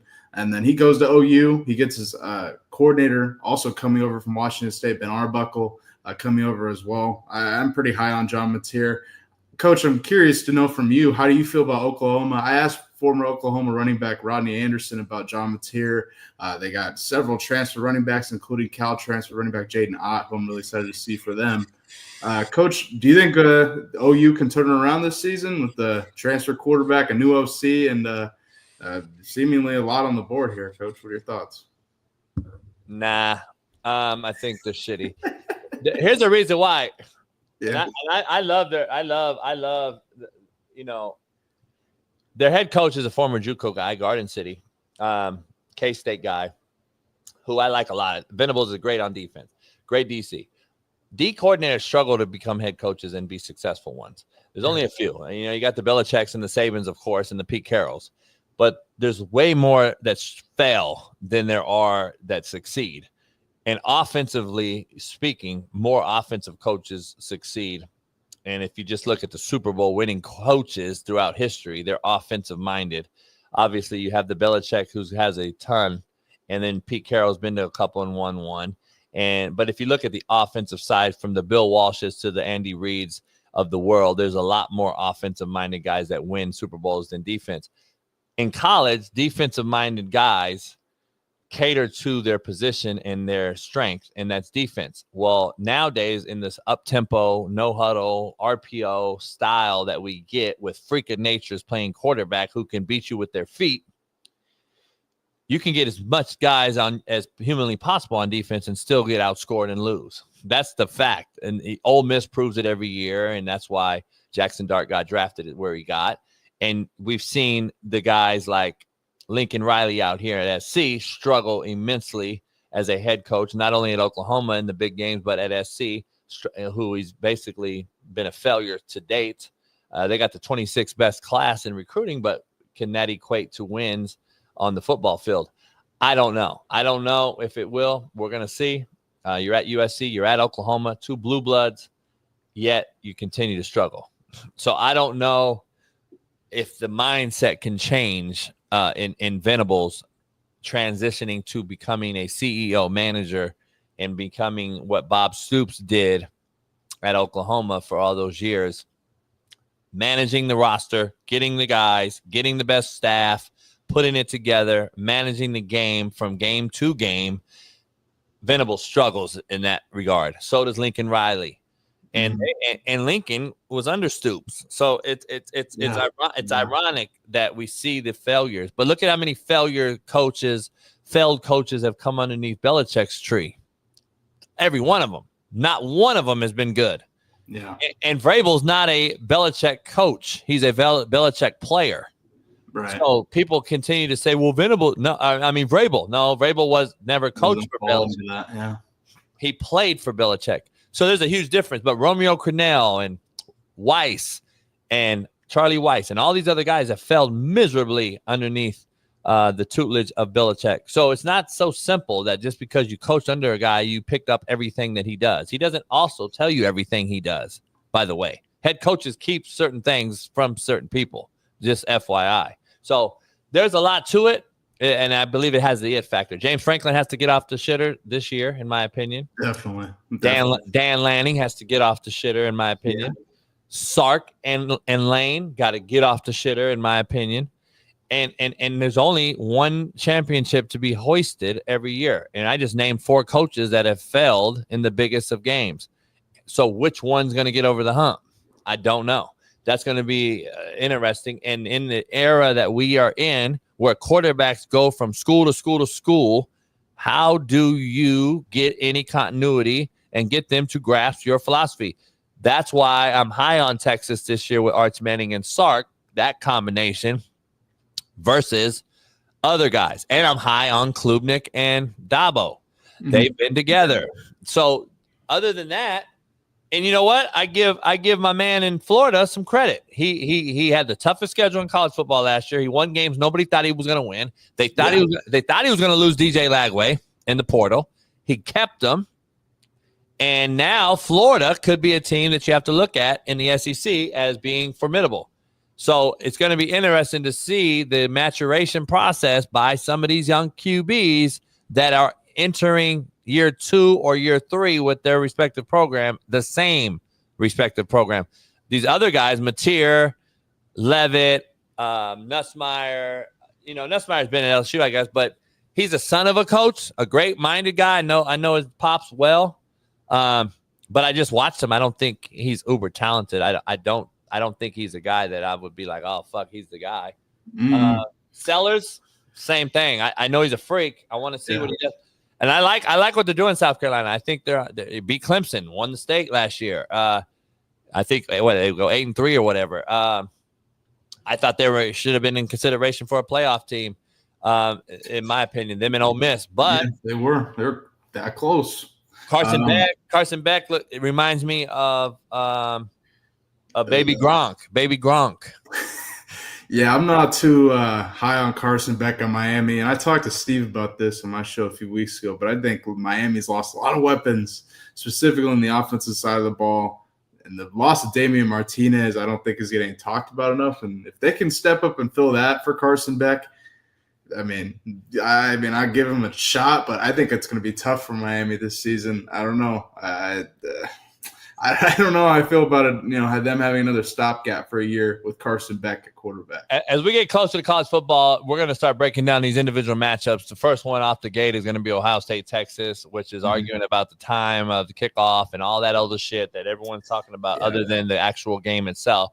The matchup itself to discuss, though, when we will start breaking it down in a real legitimate way, not like 4 female broads on NFL Network, is going to be this guy had 1 catch last year in the playoffs. Can Texas do that again versus Smith and the unbelievable wideout that he is, the best wideout in college football, we will argue? Can they shut him down again game 1 of the season?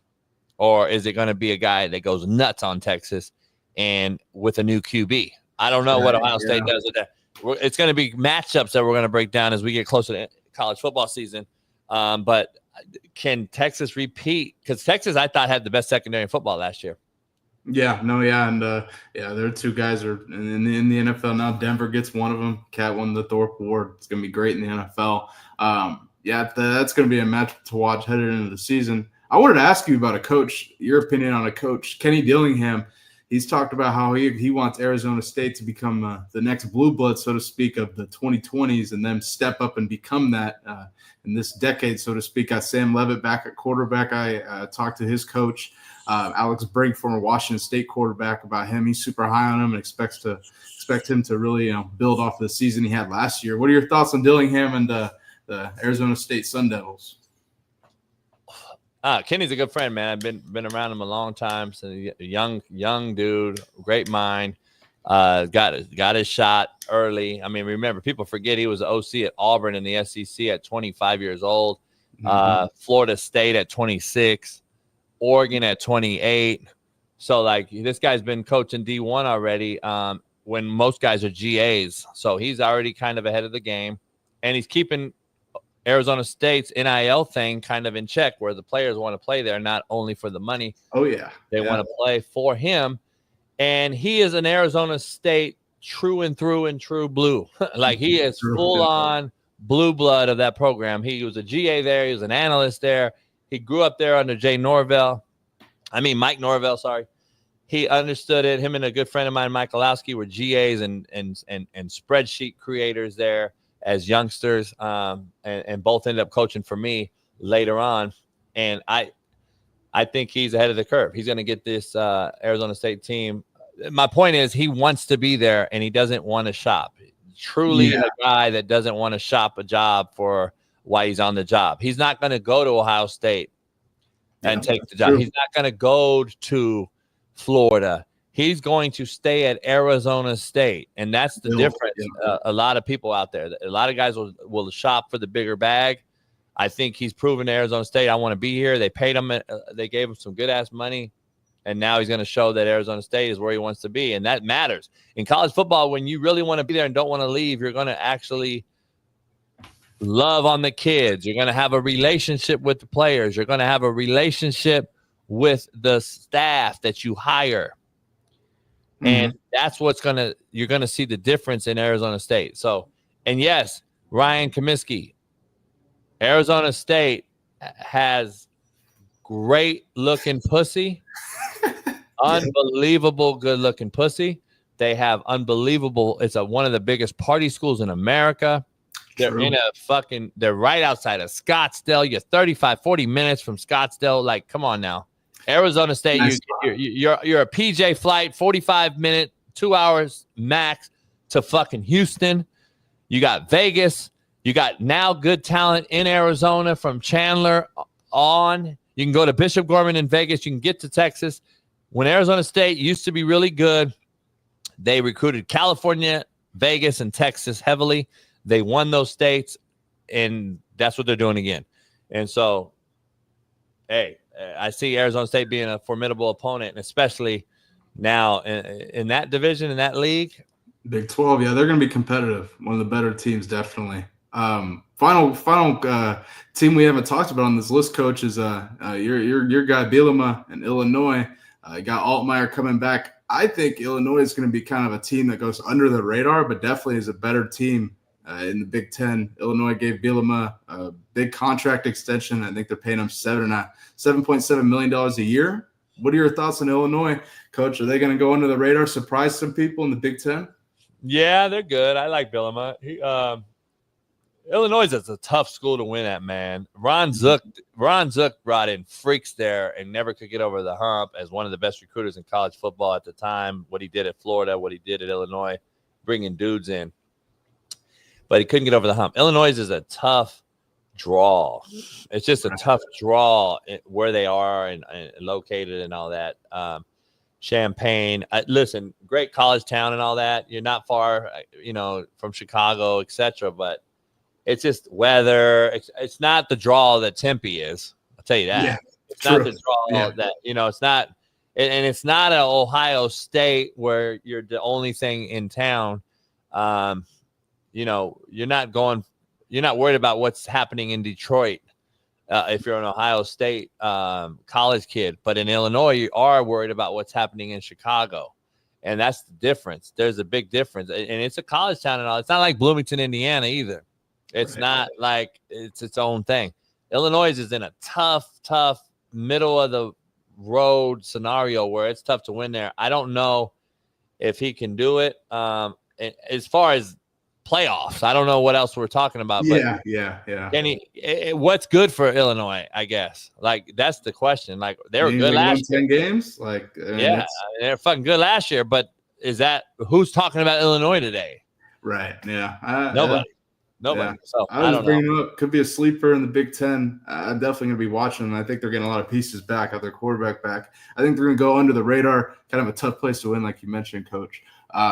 What are your thoughts on Miami and the Canes? They just got signed a guy, Jackson Cantwell, paying him a bunch of money, number one tackle in the class of 2026. But what are your thoughts on Miami headed into this season with Carson Beck at quarterback? I'm not a fan of Carson Beck. I don't know if he can win in a place like Miami because I think Miami needs a Cam Ward-esque type of guy that can ad-lib and make plays off platform. I don't know if Carson Beck's that guy. He's more of a traditional drop back. I don't know what Miami's wideout room looks like. If they're like, does he have Georgia talent around them? I don't think so. Yeah, I don't think so. They're getting talent, but I don't know if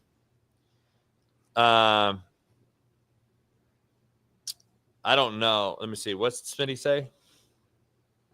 I don't know if he said anything relevant. Oh, Smitty says, you want to tell him? No, does he want to come on? I don't think so, but he wants us to deliver a message. Do you want to deliver it or do you want me to? Oh, yeah. Smitty just landed back in Cali. He said, Joe Accord, you're soft. And he wanted to make sure that on Monday that you better fucking call in and eat crow about OKC Thunder getting that ass handed to him. So that is what his message was. And Bailey, wow, good show. We'll be back Monday. Should close it. And we'll be back Monday. And pound that like, watch the videos over the weekend, subscribe, become a member if you're not one. And we will see you Monday, God willing, on the realest show on planet Earth as we get down to 2 months countdown to college football in the NFL. And Aaron Rodgers is now a Pittsburgh Steeler. We'll be discussing that more in depth on Monday. What's around him since they lost Pickens? Can Pittsburgh get over the hump with Aaron Rodgers at quarterback? And all things NBA Finals and NHL tonight. My Venmo is at Coach JB12. So if you want to book, leave the address, leave your name at Coach JB12 on Venmo. $50. I'll send that today. I'm sending a shitload of books today. So we had a barely damn good energy show today. It was barely damn near good. So top 800 show. So we will see you on Monday on the realest show on planet Earth. Enjoy the weekend. If you're not on a yacht, if you're not with some hoes, then you are losing at life. Peace.